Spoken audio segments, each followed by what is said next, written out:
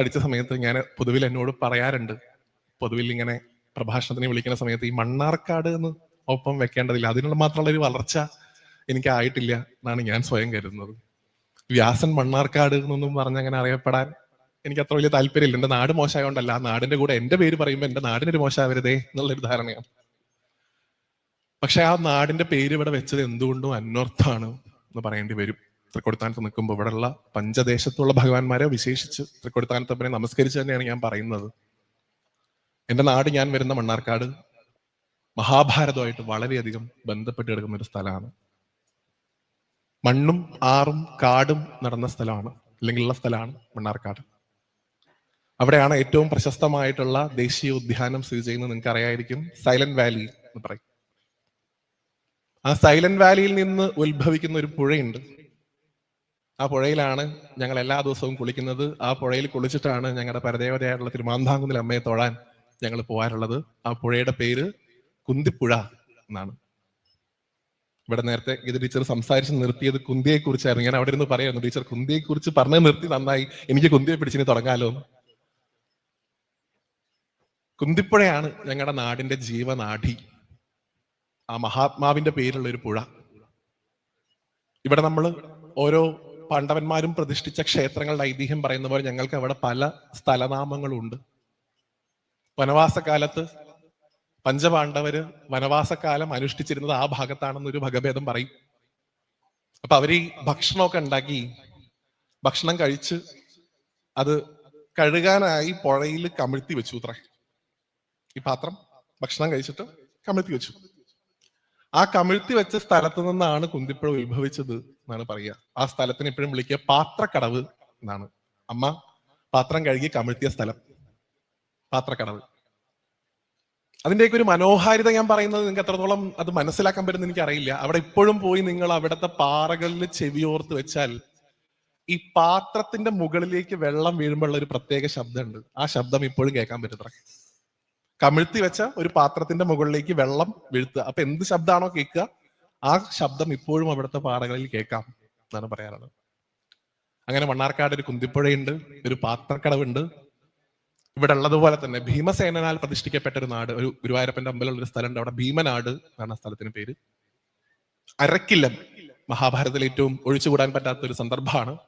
ഇന്നും അരക്ക് പറമ്പ് എന്ന് പറഞ്ഞൊരു സ്ഥലം ഞങ്ങളുടെ നാട്ടിലുണ്ട്. അങ്ങനെ എന്റെ നാടിന് ചുറ്റുവട്ടം മുഴുവൻ മഹാഭാരതമാണ്. സത്യം പറഞ്ഞു കഴിഞ്ഞാൽ മഹാഭാരതത്തിന്റെ പല പല അടയാളങ്ങൾ ഉള്ള ഒരു ദിക്കിൽ നിന്ന് ഞാൻ വരുമ്പോൾ ആ നാടിന്റെ പേര് തൃക്കൊടിത്താനത്തിന്റെ അപ്പന്റെ അനുഗ്രഹം കൊണ്ട് ആ നോട്ടീസിൽ വന്നു പോയി എന്ന് ഞാൻ കരുതുന്നുള്ളൂ. അങ്ങനെയുള്ള ആ നാടില് ഈ മഹാഭാരതം ഇങ്ങനെ ചുറ്റും കാണുന്നുണ്ടെങ്കിൽ പോലും നമ്മളെ സംബന്ധിച്ചിടത്തോളം, പ്രത്യേകിച്ച് മലയാളികളെ സംബന്ധിച്ചിടത്തോളം, നമ്മൾ വേണ്ടത്ര ഒരു പ്രാധാന്യം മഹാഭാരതത്തിന് കൊടുക്കുന്നുണ്ടോ എന്ന് ഇവിടെ ഇരുന്നുകൊണ്ട് നമുക്കൊന്ന് സ്വയം ആലോചിക്കാവുന്നതാണ് എന്നാണ് എനിക്ക് തോന്നുന്നത്. ഇപ്പൊ ദാ വരാൻ പോകുന്നു കർക്കിടക മാസം. നമുക്ക് രാമായണത്തിനായിട്ടൊരു പ്രത്യേക മാസം ഉണ്ട്. അത് രാമായണ പാരായണത്തിനും രാമായണ മാസ പ്രഭാഷണങ്ങളൊക്കെ നിരവധിയായിട്ട് ഉണ്ടാവുന്ന സമയമാണ്. ഇപ്പൊ നടന്നുകൊണ്ടിരിക്കുന്ന കാലം വൈശാഖം അല്ലെ. ഇവിടെ എനിക്ക് വലിയ സന്തോഷമുണ്ട്. ഇവിടെ മഹാഭാരതവും റിലേറ്റഡ് ആയിട്ടുള്ള ഒരു സത്രമാണ് നടക്കുന്നത്. പക്ഷെ ഇപ്പൊ ഭൂരിഭാഗം സ്ഥലത്ത് നമുക്ക് കാണാൻ സാധിക്കുന്നത് ഭാഗവത സപ്താഹങ്ങളാണ്. അറിയാം, ഭാഗവതത്തിനാണ് വൈശാഖത്തിൽ കൂടുതൽ പ്രാധാന്യം നമ്മൾ കൊടുക്കുന്നത്. മറ്റു പുരാണങ്ങൾക്ക് അങ്ങനെ കൊടുക്കുന്നില്ല. പറയുമ്പോൾ ഇപ്പൊ വിഷ്ണു പുരാണാണെങ്കിലും മറ്റനേകം പുരാണങ്ങളാണെങ്കിലും അതൊക്കെ തന്നെ വൈഷ്ണവ സംബന്ധമായിട്ടുള്ള പുരാണങ്ങൾ തന്നെയാണ്. പക്ഷെ വൈശാഖം എന്ന് പറഞ്ഞാൽ നമുക്ക് ഭാഗവത സപ്താഹം കേൾക്കാനുള്ള സമയമാണ്. പക്ഷെ നമ്മുടെ രാജ്യത്തിന്റെ തന്നെ പൈതൃകത്തിൽപ്പെട്ട, ഇപ്പോഴും നമ്മുടെ തലസ്ഥാനത്തെ ഇന്ദ്രപ്രസ്ഥം എന്ന് വിളിക്കുന്ന നമ്മൾ എത്രത്തോളം പ്രാധാന്യം മഹാഭാരതത്തിന് കൊടുക്കുന്നുണ്ട് എന്നുള്ള കാര്യത്തിൽ ഒരു സ്വയം വിമർശനം പ്രത്യേകിച്ച് മലയാളികൾ കൊടുക്കണം എന്നാണ് എനിക്ക് തോന്നിയിട്ടുള്ളത്.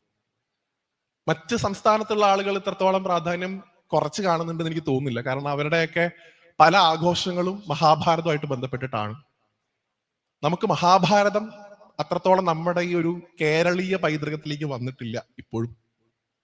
അതിന്റെ കാരണം എന്തെന്ന് നമ്മൾ തന്നെ അന്വേഷിച്ച് കണ്ടുപിടിക്കുക.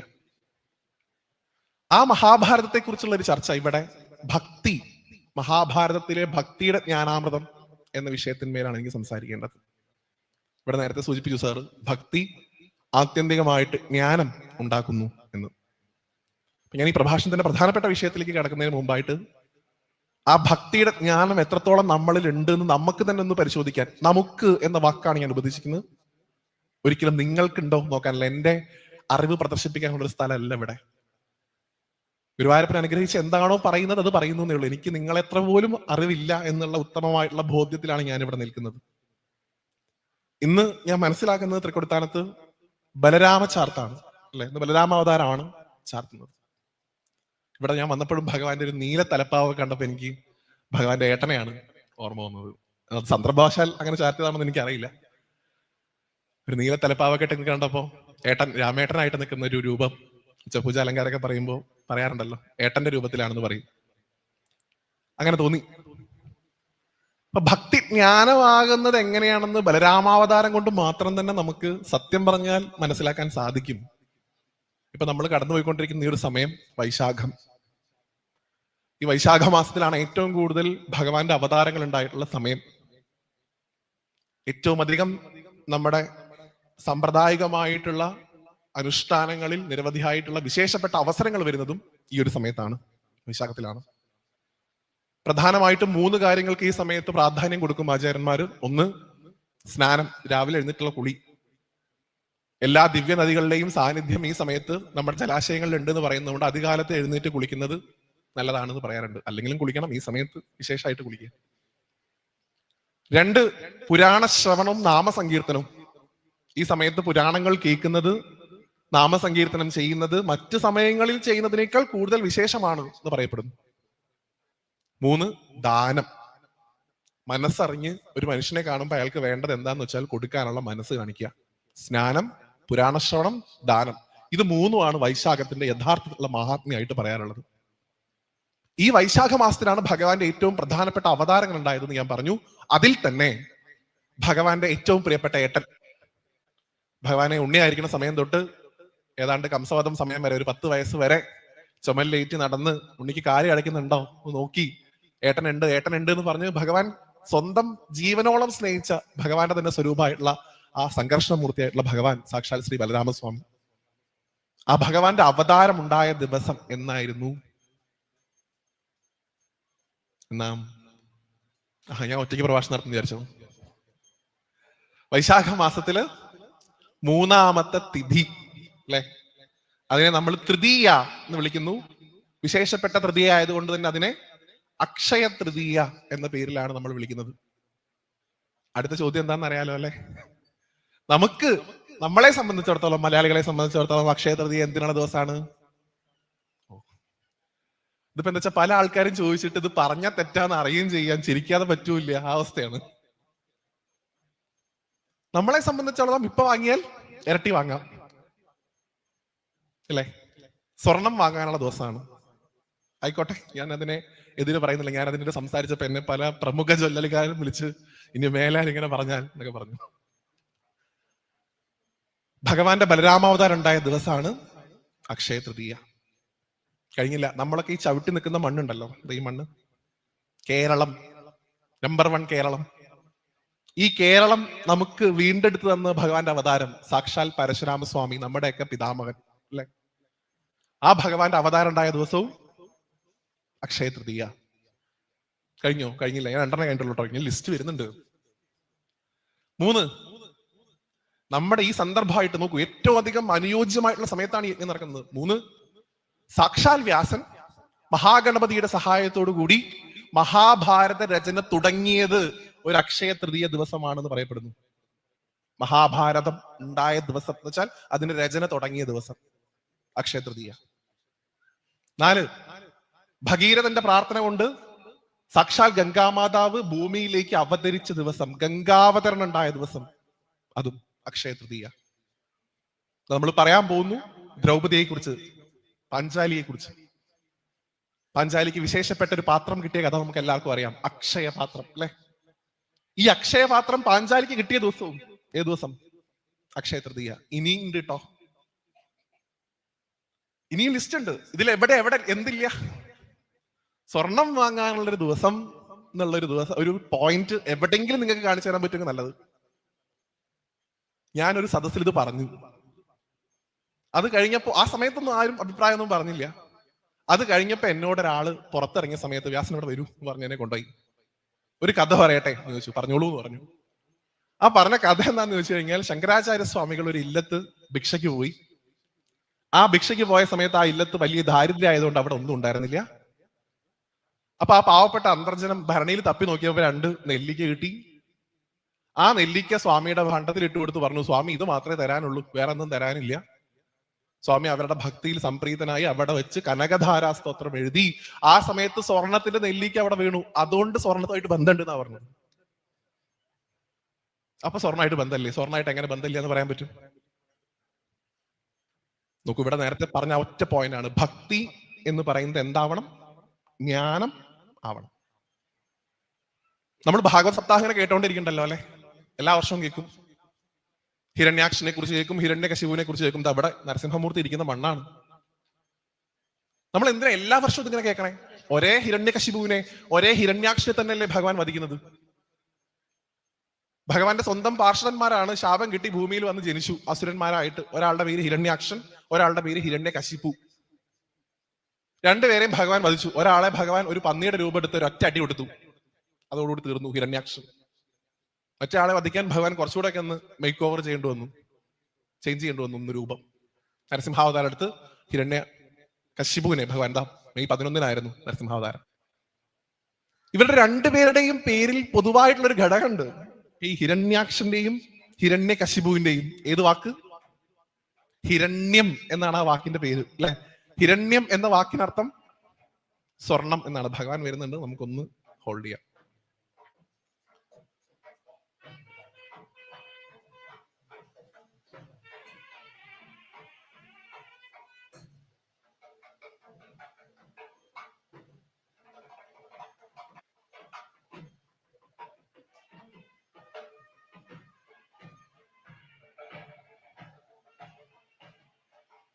നാരായണ. അപ്പൊ ഹിരണ്യകശിപുവിനെ നിങ്ങൾ എടുക്കുകയാണെങ്കിലും ഹിരണ്യാക്ഷനെ എടുക്കുകയാണെങ്കിലും പേരിൽ പൊതുവായിട്ടുള്ള വാക്കാണ് ഹിരണ്യം. ഹിരണ്യം എന്ന വാക്കിനർത്ഥം സ്വർണം, അറിയാം. അപ്പൊ ഹിരണ്യാക്ഷൻ എന്ന് പറഞ്ഞാൽ അതിന്റെ അർത്ഥം സ്വർണത്തിൽ കണ്ണുള്ളവനാരോ അവനാണ് ഹിരണ്യാക്ഷൻ. അക്ഷയ തൃതീയ ദിവസം സ്വർണം വാങ്ങാനുള്ളതെന്ന് വിചാരിക്കുന്ന ആൾക്കാരൊക്കെ ഓട്ടോമാറ്റിക് ആയിട്ട് ആരായി മാറി? സ്വർണത്തിൽ കണ്ണുള്ളവനാണ് ഹിരണ്യാക്ഷൻ എന്നുണ്ടെങ്കിൽ നമ്മളൊക്കെ നമ്മുടെയൊക്കെ അകത്ത് ആരുണ്ട്? ഹിരണ്യാക്ഷൻ ഉണ്ട്. നാരായണനാമം കേൾക്കുമ്പോ ചില അസ്കിത തോന്നുന്ന ആൾക്കാര്, സത്സംഗം നടക്കുന്നത് കാണുമ്പോൾ ബുദ്ധിമുട്ട് തോന്നുന്ന ആൾക്കാര്, ഭാര്യ അമ്പലത്തിൽ പോകുമ്പോൾ എന്തിനാ അമ്പലത്തിൽ പോകണമെന്ന് പറയുന്ന ഭർത്താക്കന്മാർ, അല്ലെങ്കിൽ ഭർത്താവ് അമ്പലത്തിൽ പോകുമ്പോൾ എന്തിനാ അവിടെ പോകണമെന്ന് ചോദിക്കുന്ന ഭാര്യമാര്, ഇവരുടെയൊക്കെ ഉള്ളിൽ ആരുണ്ട്? ഹിരണ്യകശിപു ഉണ്ട്. അപ്പൊ എല്ലാ വർഷവും ഭാഗവതം കേൾക്കുന്ന സമയത്ത് ഇതൊക്കെ പണ്ട് എപ്പോഴോ ഒരു യുഗത്തിൽ ഭഗവാൻ 2 അവതാരം എടുത്ത് വധിച്ച ആൾക്കാരല്ലേ എന്ന് കരുതാതെ ഇന്നും നമ്മുടെ മനസ്സിനകത്തുള്ള ഹിരണ്യാക്ഷനെ, നമ്മുടെ മനസ്സിനകത്തുള്ള ഹിരണ്യകശിപുവിനെ ഭഗവാൻ നേരിടുന്നതായിട്ട് നമുക്ക് സങ്കല്പിക്കാൻ സാധിക്കണം. അപ്പോഴാണ് ഭക്തി എന്തായിട്ട് മാറുള്ളൂ? ജ്ഞാനം ആയി മാറുള്ളൂ. ആ മാറുന്നതിന് വേണ്ടിയിട്ടാണ് നമ്മളിവിടെ സത്രം സംഘടിപ്പിച്ചിട്ടുള്ളത്. കഥ കേട്ട് പോവാന്നുള്ളത് നമ്മുടെ പാരമ്പര്യത്തിലേ ഇല്ല. ടീച്ചർ നേരത്തെ ഗംഭീരമായിട്ട് സൂചിപ്പിച്ചു അതിനെ കുറിച്ച്. ഭാഗവതം തന്നെ പറയുന്നു, പരമഹംസന്മാർക്കുള്ളതാണ് ഭാഗവതം. പാലും വെള്ളവും ചേർന്ന മിശ്രിതം കൊടുക്കുകയാണെങ്കിൽ അതിൽ നിന്ന് പാല് മാത്രം വേർതിരിച്ചെടുക്കാൻ കഴിവുള്ള ഹംസമാണ് ഭാഗവതം കേൾക്കേണ്ടത്. ആ ഹംസത്തിന്റെ സ്വഭാവമുള്ള ആൾക്കാർ എന്ത് കേട്ടാലും അപ്പാടെ വിഴുങ്ങുന്ന ആൾക്കാർക്ക് പറഞ്ഞിട്ടുള്ളതല്ല നമ്മുടെ ഒരു കൃതിയും. അങ്ങനെ കേട്ടതുകൊണ്ടാണ് നമ്മൾ ഇപ്പോഴും പറയുന്നത്, എന്തിന് ഭഗവാൻ കർണനെ ചതിച്ചു കൊന്നു? മഹാഭാരതത്തിൽ വരാൻ പോകുന്ന ചോദ്യങ്ങളൊക്കെ. എന്തിന് ഭീഷ്മരെ ഈ ശിഖണ്ഡിയെ മുൻനിർത്തി കൊന്നു? എന്തിന് ദ്രോണരെ അശ്വത്ഥാമാവ് മരിച്ചു എന്ന് പറഞ്ഞു കൊന്നു? ഈ ചോദ്യങ്ങൾ വരുന്ന എപ്പോഴാ? പാലും വെള്ളവും മിക്സ് ചെയ്ത് കഴിക്കുമ്പോഴാ. പാല് മാത്രം വേർതിരിച്ച് എപ്പോ കഴിക്കാൻ നമുക്ക് സാധിക്കുന്നോ നമ്മുടെ ഉള്ളിൽ നിന്ന് തന്നെ ഇതിനൊക്കെയുള്ള ഉത്തരം നമുക്ക് കിട്ടും. അതിനാണ് ഭക്തി ജ്ഞാനമായി മാറണം എന്ന് സൂചിപ്പിച്ചത്. അതിന് പറ്റിയ ഗ്രന്ഥമാണ് മഹാഭാരതം. അത് ഉണ്ടാക്കി തരാൻ ഞാനും സൂചിപ്പിക്കുന്നു.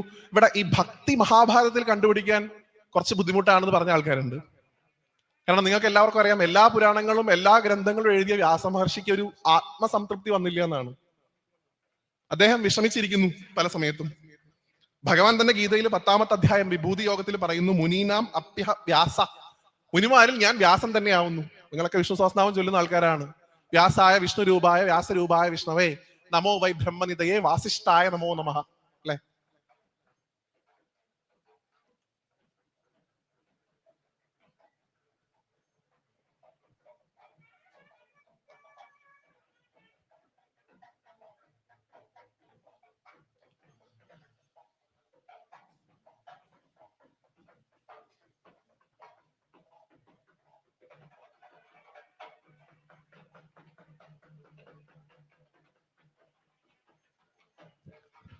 നാരായണ.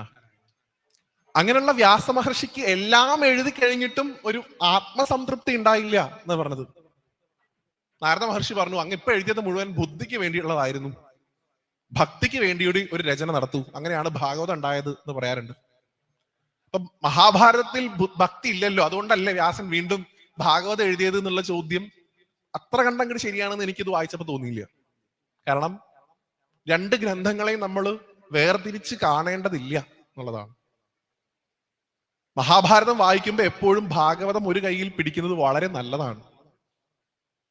ആരാണ് കൃഷ്ണൻ എന്ന് യഥാർത്ഥത്തിൽ മനസ്സിലാവാൻ ഭാഗവതത്തിന്റെ കൂടെ സഹായം നമുക്ക് കൂടിയേ തീരൂ.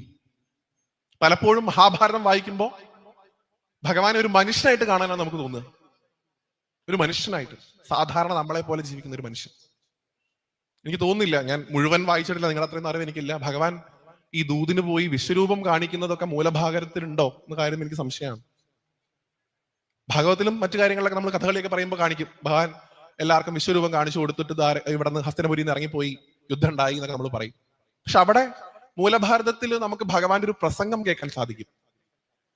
കൃഷ്ണൻ ധൃതരാഷ്ട്രരോട് യുദ്ധം ഒഴിവാക്കാൻ വേണ്ടി നടത്തുന്ന പ്രസംഗം, ഗംഭീരമായിട്ടുള്ള പ്രസംഗം. രാജകൊട്ടാരത്തിന്റെ നടുക്ക്, ആ സദസ്സിന്റെ നടുക്ക് ഇങ്ങനെ ഇറങ്ങി നിന്ന് ഭഗവാന്റെ ഒരു ലെക്ചറിങ് ഉണ്ട്. അവിടെ ധൃതരാഷ്ട്രരോട് ഭഗവാൻ പറയുന്നുണ്ട്, ഈ യുദ്ധം വേണമെങ്കിൽ നിങ്ങൾക്ക് ഇപ്പൊ നിർത്താം, ഇപ്പൊ അവസാനിപ്പിക്കാം, അതായത് തുടങ്ങാതെ നോക്കാം. അങ്ങേക്ക് ഇപ്പൊ കണ്ണ് കാണാതായിട്ടുള്ളത് ഈ സാധാരണ ചക്ഷുസിന്റെ അന്ധത കൊണ്ടല്ല, അങ്ങയുടെ മനസ്സിൽ പുത്രസ്നേഹത്തിന്റെ അന്ധത വന്നിരിക്കുന്നു. നോക്കൂ, വാക്കുകൾ ഭഗവാൻ പറയുന്നതാണ്. അങ്ങയുടെ മനസ്സിൽ പുത്രനോടുള്ള അമിതമായിട്ടുള്ള സ്നേഹം കൊണ്ട് അങ്ങേക്ക് ഇപ്പൊ കണ്ണ് കാണാത്ത, അല്ലാണ്ട് പുറമേക്കുള്ള കണ്ണ് മാത്രമല്ല, അകത്തുള്ള കണ്ണും കാണാണ്ടേ ഇരിക്കണു. ഇപ്പൊ വേണമെങ്കിൽ അങ്ങേക്ക് അവനെ നിയന്ത്രിക്കാം, വേണമെങ്കിൽ അവരെ പിടിച്ച് തടവിലിട്ടോളൂ എന്നാ പറയാ. ആ തടവിലിട്ടോളൂ എന്ന് പറഞ്ഞു കഴിഞ്ഞിട്ടും ഭഗവാൻ നിർത്തുന്നില്ല. ആ സെന്റൻസ് എന്താണെന്ന് ഞാൻ ഭഗവാൻ പോയിട്ട് പറയാം.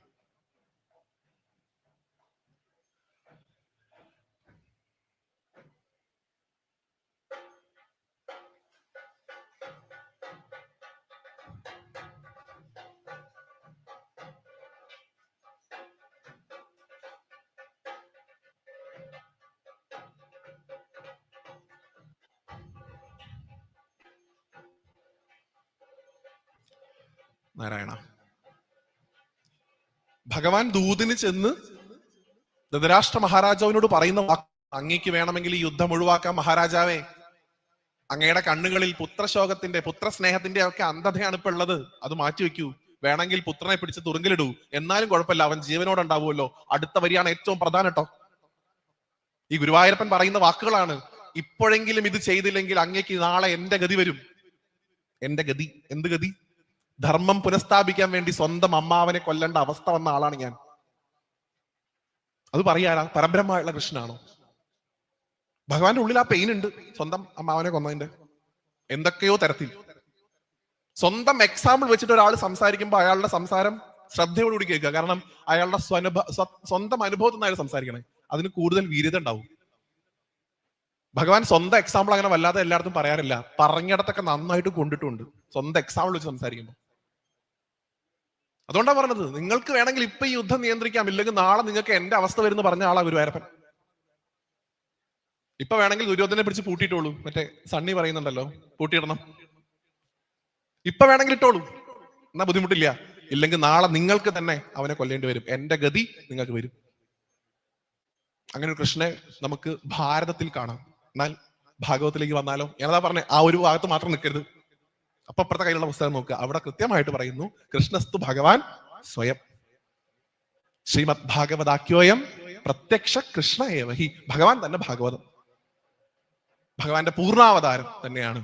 കുറച്ചുകൂടെ വിഷ്ണുവിനെ, കുറച്ചുകൂടെ ആ പരബ്രഹ്മ രൂപത്തെ ഭഗവാൻ പ്രകടമാക്കിയത് മഹാഭാരതത്തിലല്ല, അത് ഭാഗവത്തിലാണ്.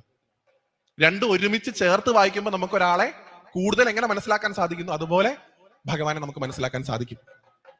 അതുകൊണ്ടാണ് ശങ്കര ഭഗവത്പാദർ പോലും വ്യാസമഹർഷിയെ വിശേഷിപ്പിച്ചിട്ടുള്ളത് സർവജ്ഞൻ എന്നാണ്. അദ്ദേഹത്തിന്റെ ഗീതാഭാഷ്യത്തിൽ എല്ലാം അറിയുന്നവൻ എന്ന് വെച്ചാൽ പാസ്റ്റും പ്രസന്റും ഫ്യൂച്ചറും അറിയുന്നവൻ. അങ്ങനെയുള്ള ആൾക്കാരെ വിളിക്കേണ്ട പേരാണ് സർവജ്ഞൻ. ഇന്നും സകല ആൾക്കാരെ നമ്മൾ വിളിക്കും സർവജ്ഞനായ അദ്ദേഹം എന്നൊക്കെ. അങ്ങനല്ല, ഭൂതവും ഭാവിയും വർത്തമാനവും അറിയാൻ പറ്റുന്ന ആളായിരുന്നു വ്യാസമഹർഷി. അതുകൊണ്ട് അദ്ദേഹത്തെ വിളിച്ച പേരാ സർവജ്ഞൻ. അങ്ങനെയുള്ള ബ്രഹ്മസ്വരൂപമായിട്ടുള്ള ഭഗവാൻ ഗുരുവായൂരപ്പൻ തന്നെയായിട്ടുള്ള വ്യാസൻ, ഗുരുവായൂരപ്പൻ തന്നെയായിട്ടുള്ള ബ്രഹ്മസ്വരൂപമായിട്ടുള്ള മഹാഗണപതിയെ കൊണ്ട് എഴുതിപ്പിച്ച ഗ്രന്ഥം, അതായത് ബ്രഹ്മം പറഞ്ഞു കൊടുത്ത് ബ്രഹ്മം കേട്ട് എഴുതിയ ഗ്രന്ഥം, രണ്ടും ബ്രഹ്മം തന്നെ. ഷഡ്മതങ്ങൾ എടുക്കുന്ന സമയത്ത് വൈഷ്ണവ മതമുണ്ട്, ഗാണപത്യ മതമുണ്ട്. നിങ്ങൾക്കറിയാം, വൈഷ്ണവ മതത്തിൽ ഭഗവാൻ നാരായണനാണ് പരബ്രഹ്മം, ഗാണപത്യ മതത്തിൽ ഭഗവാൻ മഹാഗണപതിയാണ് പരബ്രഹ്മം. നമ്മൾ ഒന്നിനെ അദ്വൈത സിദ്ധാന്തം വെച്ച് കാണുന്ന സമയത്ത് ബ്രഹ്മം പറഞ്ഞു കൊടുക്കുന്നു, ബ്രഹ്മം എഴുതുന്നു. ബ്രഹ്മത്തിന് മാത്രമേ തുടങ്ങിക്കഴിഞ്ഞാൽ നിർത്താതെ പറയാൻ പറ്റുള്ളൂ. കണ്ടീഷൻ ഉണ്ടല്ലോ അല്ലെ, ഞാൻ എഴുതി തുടങ്ങിക്കഴിഞ്ഞാൽ നിർത്തരുത്. ബ്രഹ്മത്തിന് മാത്രമേ പറയുന്നതിന്റെ അർത്ഥം മനസ്സിലാക്കി എഴുതാനും പറ്റുള്ളൂ. ഇപ്പുറത്തുള്ള കണ്ടീഷൻ ഉണ്ട്, എന്ത്? മനസ്സിലാക്കാതെ ഒരു വരി പോലും എഴുതരുത്. ബ്രഹ്മം പറയുന്നു, ബ്രഹ്മം എഴുതുന്നു. അങ്ങനെയുള്ള മഹാഭാരതം ഒരു ഭാഗത്ത്. അവിടെ ഭക്തി നമുക്ക് പല സന്ദർഭങ്ങളിൽ ഞാൻ ഇവിടെ കോട്ട് ചെയ്യുന്നുണ്ട്, പല ആളുകളിൽ നമുക്ക് അതിലൂടെ പോവാം. എങ്കിൽ പോലും അതിനു മുമ്പായി ഈ ബ്രഹ്മതത്വം ഗുരുവായൂരിയ്ക്കുന്നുണ്ടല്ലോ, മേൽപ്പത്തൂര് പറയുന്ന ആ ബ്രഹ്മതത്വം, അതിനെ തന്നെ ഭാഗവതം ഒരു ഭാഗത്ത് സത്യത്തിന്റെ രൂപത്തിൽ കാണിക്കുന്നു. നിങ്ങൾക്കറിയാം, ഭാഗവത്തിൽ ആദ്യം തുടങ്ങുന്ന ഭാഗം ബ്രഹ്മസൂത്രത്തിലെ 2-ാമത്തെ ശ്ലോകം, എന്റെ അവസാനം പറയുന്നു സത്യം പരം ധീമഹി. പറയുമ്പോ വൈഷ്ണവ ഗ്രന്ഥാണ്, വിഷ്ണുവിനെ കുറിച്ചുള്ള കഥകളാണ്, ഭഗവാന്റെ ദശാവതാരങ്ങളുണ്ട്, ഭഗവാന് വേണ്ടി മാത്രം ദശമസ്കന്ധം മുഴുവനുണ്ട് അല്ലെ. എന്നിട്ട് പോലും കൃഷ്ണം പരം ധീമഹി എന്ന് പറഞ്ഞില്ല ഭാഗവതം. പകരം പറഞ്ഞത് സത്യം പരം ധീമഹി, പരമമായിട്ടുള്ള സത്യത്തെ ഞാൻ ധ്യാനിക്കുന്നു എന്ന് പറഞ്ഞിട്ടാണ് ഭാഗവതം തുടങ്ങുന്നതും ഭാഗവതം അവസാനിക്കുന്നതും. ഇതൊക്കെ ബ്രഹ്മതത്വത്തിലേക്കുള്ള ബ്രഹ്മവിദ്യയാണ് എന്നാണ് പൊതുവിൽ പറയുന്നത്. വേദങ്ങൾ പെട്ടെന്ന് മനസ്സിലാവാൻ പറ്റാത്ത സമയത്ത് നമ്മൾ ഉപനിഷത്തിന്റെ ഹെൽപ്പ് എടുത്തു അല്ലെ. പൊതുവിൽ പറയും പ്രഭു സംഹിതകളാണ് വേദങ്ങൾ. യജമാനനെ പോലെ ആജ്ഞാപിക്കും, അത് ചെയ്യ് ഇത് ചെയ്യ്. പെട്ടെന്ന് കേൾക്കുമ്പോൾ നമുക്ക് ബുദ്ധിമുട്ടാണ്, നമ്മൾ ചെയ്യില്ല. അപ്പൊ സുഹൃത്ത് സംഹിതകളായിട്ടുള്ള ഉപനിഷത്തുകൾ വന്നു. ഒരു സുഹൃത്ത് പറയുന്നത് പോലെ പറഞ്ഞു തരും, ഇങ്ങനെ ചെയ്തൂടെ, കുറച്ചുകൂടെ അക്സെപ്റ്റബിൾ ആണ്, കുറച്ചുകൂടെ കേൾക്കാം. അപ്പോഴും കേൾക്കാത്ത ആൾക്കാരുണ്ട്. അവരാര് പറഞ്ഞാൽ മാത്രമേ കേൾക്കുള്ളൂ, ഭാര്യ പറഞ്ഞാൽ മാത്രമേ കേൾക്കുള്ളൂ, അല്ലെങ്കിൽ ഭർത്താവ് പറഞ്ഞാൽ മാത്രമേ കേൾക്കുള്ളൂ. കാന്താ സംഹിതകളാണ് ഇതിഹാസങ്ങൾ, പുരാണങ്ങൾ. ഭാര്യ ഭർത്താവിന് പറയുന്നത് പോലെ പറഞ്ഞു തരും. ഇതും മനസ്സിലാകാത്തവര് പിന്നെ പറഞ്ഞിട്ട് പതിച്ച കാര്യമൊന്നുമില്ലെന്നോ. അതിൽ തന്നെ മഹാഭാരതത്തിന്റെ പ്രത്യേകത നോക്കൂ, 5-ാമത്തെ വേദമായിട്ട് പോലും കണക്കാക്കപ്പെടുന്നു. പഞ്ചമവേദം നമ്മുടെ അടിസ്ഥാന ഗ്രന്ഥം എന്താണ്? പല ആൾക്കാരും ഇന്ന് എല്ലാ പ്രഭാഷണങ്ങളും ചോദിക്കാറുണ്ട് അല്ലെ നമ്മുടെ അടുത്ത്. ഹിന്ദുവിന്റെ അല്ലെങ്കിൽ സനാതന ധർമ്മത്തിന്റെ അടിസ്ഥാന ഗ്രന്ഥം ഏതാണ്? ഒറ്റ ഉത്തരേ ഉള്ളത് വേദം.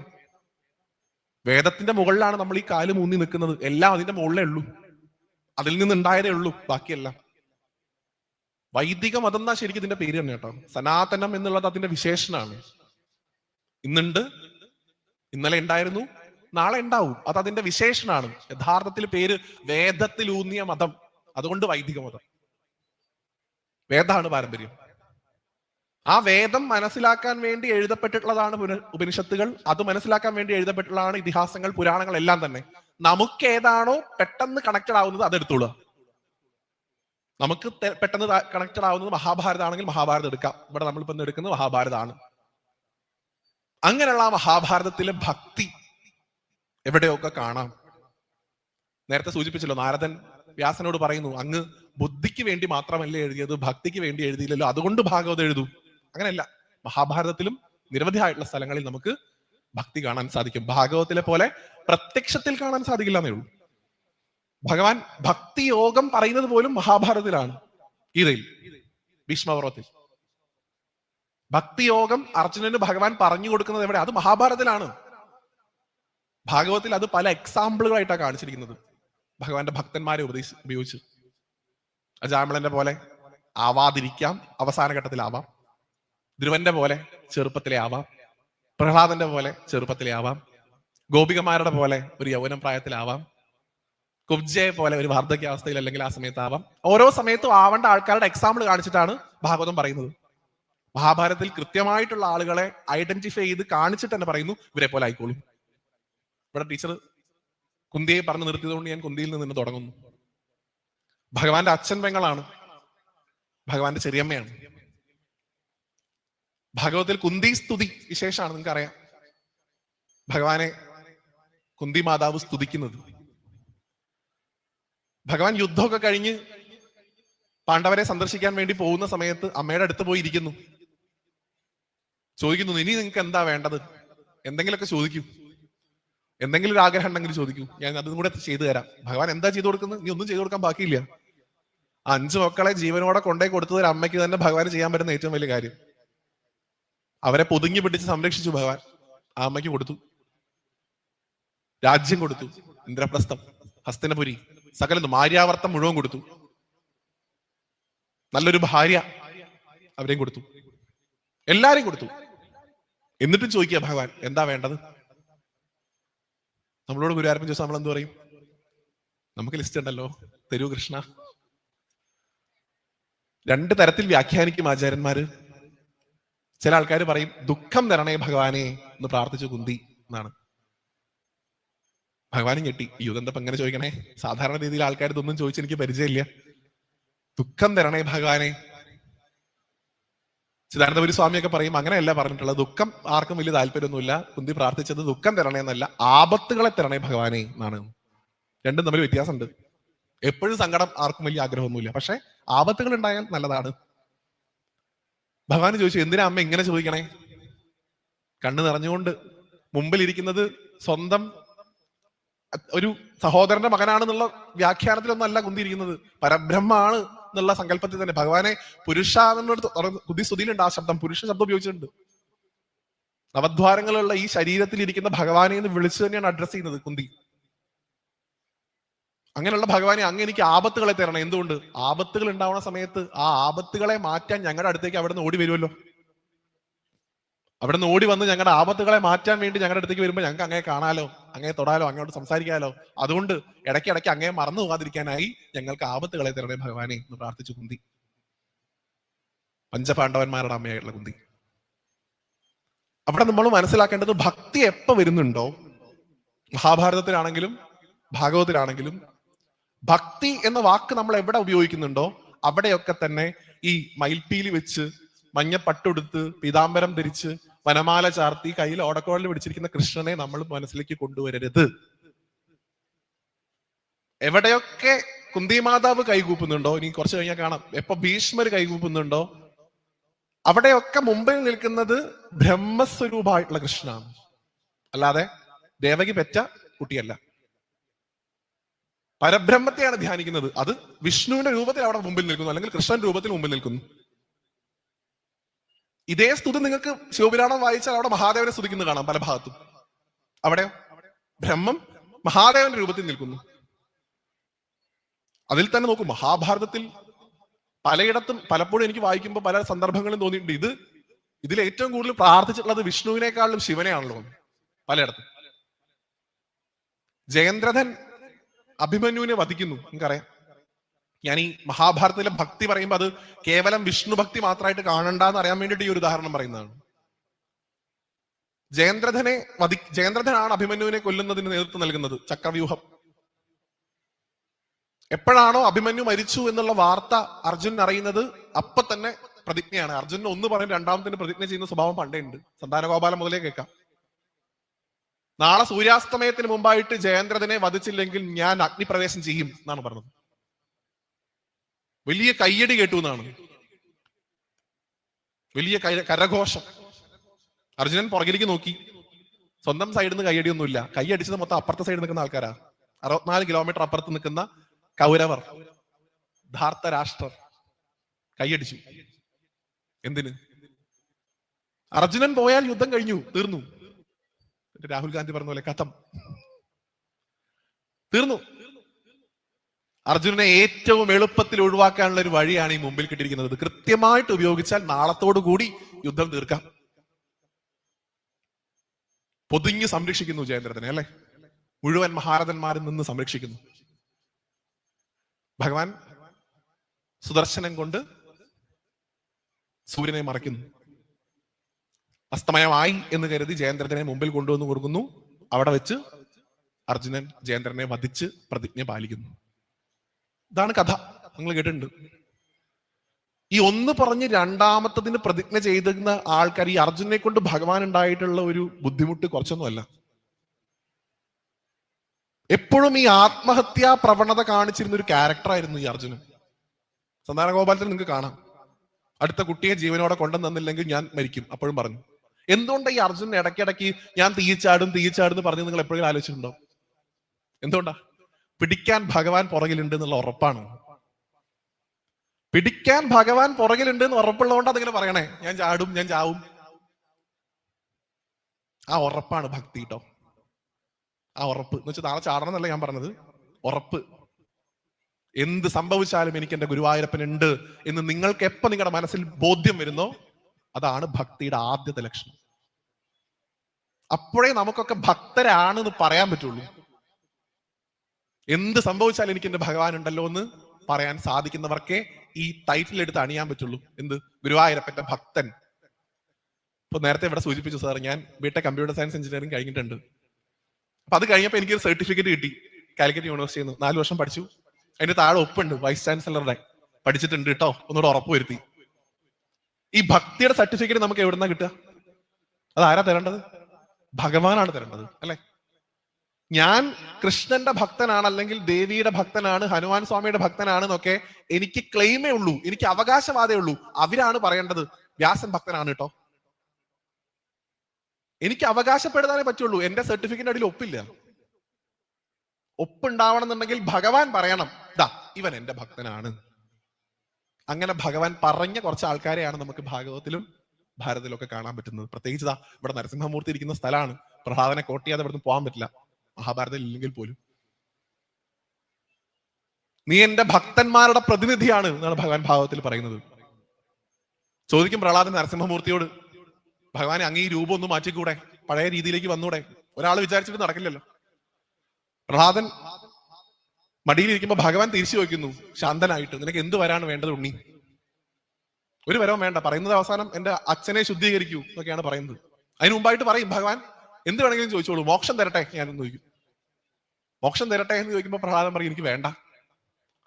അതെന്താ? എല്ലാവർക്കും വേണ്ടത് മോക്ഷമല്ലേ ഉണ്ണി, നിനക്കെന്താണ് മോക്ഷം വേണ്ടാത്തത്? പല ആചാര്യന്മാരും വ്യാഖ്യാനിക്കുന്നത് ഞാൻ കേട്ടിട്ടുണ്ട്. ഭഗവാൻ, എനിക്ക് മോക്ഷം കിട്ടിപ്പോയി കഴിഞ്ഞാൽ ഇവിടെ ഉള്ള പാപികളായിട്ടുള്ള ആൾക്കാർക്കൊക്കെ വേണ്ടി അങ്ങയോട് ആര് സംസാരിക്കും? ആർക്ക് സാധിക്കും അങ്ങനെ പറയാൻ? ഭഗവാൻ, അങ്ങ് എനിക്ക് മോക്ഷം തരികയാണെങ്കിൽ എന്റെ ചുറ്റുമുള്ള പാപികൾക്ക് വേണ്ടി അങ്ങയോട് ആര് പരാതി പറയും, ആര് സംസാരിക്കും? അപ്പോഴാണ് പറയുന്നത്, നീ എന്റെ ഭക്തന്മാരുടെ പ്രതിനിധിയാണ് പ്രഹ്ലാദ. അതാണ് സർട്ടിഫിക്കറ്റ്. ജീവിതത്തിലെ ഏറ്റവും വലിയ വിഷമം, കാത്തിരുന്നുണ്ടായിട്ടുള്ള കുട്ടി മരിക്കുക, അല്ലെ? ചെറിയ പ്രായത്തില് അന്നപ്രാശത്തിന്റെ അന്ന് വസ്ത്രം മുഖത്ത് വീണ് ചെറുപ്രായത്തിലുള്ള കുട്ടി മരിച്ചു. ഭക്തി ഉണ്ടെങ്കിലേ, ഭക്തി ജ്ഞാനാണെങ്കിൽ മാത്രമേ എന്ത് പറയാൻ സാധിക്കുള്ളൂ? ഉണ്ണികൃഷ്ണൻ മനസ്സിൽ കളിക്കുമ്പോൾ ഉണ്ണികൾ മറ്റു വേണമോ മക്കളായി. ഇല്ലെങ്കിൽ ഗുരുവായൂരപ്പൻ വെറും കല്ല് എന്ന് പറയാം, നേരത്തെ പറഞ്ഞ ഭക്തിയാണെങ്കിൽ.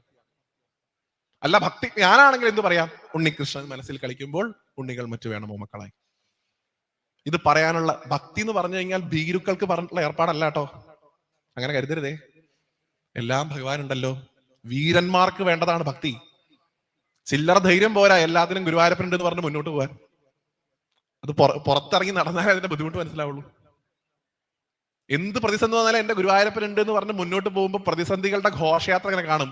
ഏതോ ഒരു സമയത്ത് ഭഗവാനെ നമ്മൾ താഴ്ത്തിടും. അയ്യോ ഭഗവാനെ. അവരൊക്കെയാണ് സോ കോൾഡ് ഭക്തർ, അല്ലെങ്കിൽ ഭഗവാന്റെ തന്നെ ഭാഷയിൽ പറയുമ്പോൾ ആരാധകർ എന്ന് പറയും. ഭഗവത്ഗീതയിൽ ഭഗവാൻ അർജുനന് ഉപദേശിക്കുന്നുണ്ടല്ലോ, എനിക്ക് അവിടെ നേരത്തെ സൂചിപ്പിച്ചു. ചതുർവിധം ഭജന്തിയോമ, 4 വിധത്തിൽ ആൾക്കാർ എന്നെ ഭജിക്കുന്നുണ്ട്. ഒന്നാമത് ഭജിക്കുന്ന ആൾക്കാർ ആരാ? ദുഃഖിതർ, ആർത്തരാണ്. മഹാഭാരതത്തിൽ നിങ്ങൾക്ക് കാണാൻ സാധിക്കും, ദ്രൗപദി ദുഃഖിതയായിട്ടാണ് ഭഗവാനെ ഭജിച്ചത്. സ്വന്തം മാനം പോകുമെന്ന് തോന്നിയ സമയത്ത് പല്ലിന്റെ അടിയിൽ കടിച്ചു പിടിച്ചിരിക്കുന്ന സാരി തന്റെ മുമ്പിൽ കൂടെ അങ്ങനെ കീറി പോകുന്ന സമയത്ത് അപ്പൊ തിരിച്ചറിഞ്ഞു, ആര് മാത്രമേ ഉള്ളൂ? ഭഗവാൻ മാത്രമേ ഉള്ളൂ. വിളിച്ചു, എന്ത്? ഗോവിന്ദ ദ്വാരകാവാസിൻ. ഭഗവാൻ വന്ന് വസ്ത്രം കൊടുത്തു. ദുഃഖിതരായിട്ടുള്ള ആർത്തന്മാരുടെ പ്രതിനിധിയായിട്ടാണ് ഭഗവാൻ തന്നെ പല സമയത്തും ദ്രൗപദിയെ കാണിക്കുന്നത്. ദ്രൗപദി ദുഃഖം തോന്നിയപ്പോ ഭഗവാനെ ഉപാസിച്ച ആൾക്കാരാ. നമ്മളിൽ പല ആൾക്കാരും ഈ കാറ്റഗറിയിലുള്ള ആൾക്കാരാ. എന്തെങ്കിലും ഒരു വിഷമം വന്നപ്പോ ഭഗവാനെ ആശ്രയിച്ചു. ആ ഭക്തി മഹാഭാരതത്തിൽ നമുക്ക് ദ്രൗപദിയെ കൊണ്ട് കാണാം. അവിടെയും നോക്കൂ, രണ്ടു തരത്തിൽ ഇത് വ്യാഖ്യാനിക്കാം. ദ്രൗപദി ആദ്യം കൈ പിടിച്ചിട്ട് കുറെ നേരം സാരി പിടിച്ചു നിന്നു അല്ലെ, അപ്പോഴും ദുശാസനൻ വലിച്ചുകൊണ്ടിരിക്കുകയാണ്.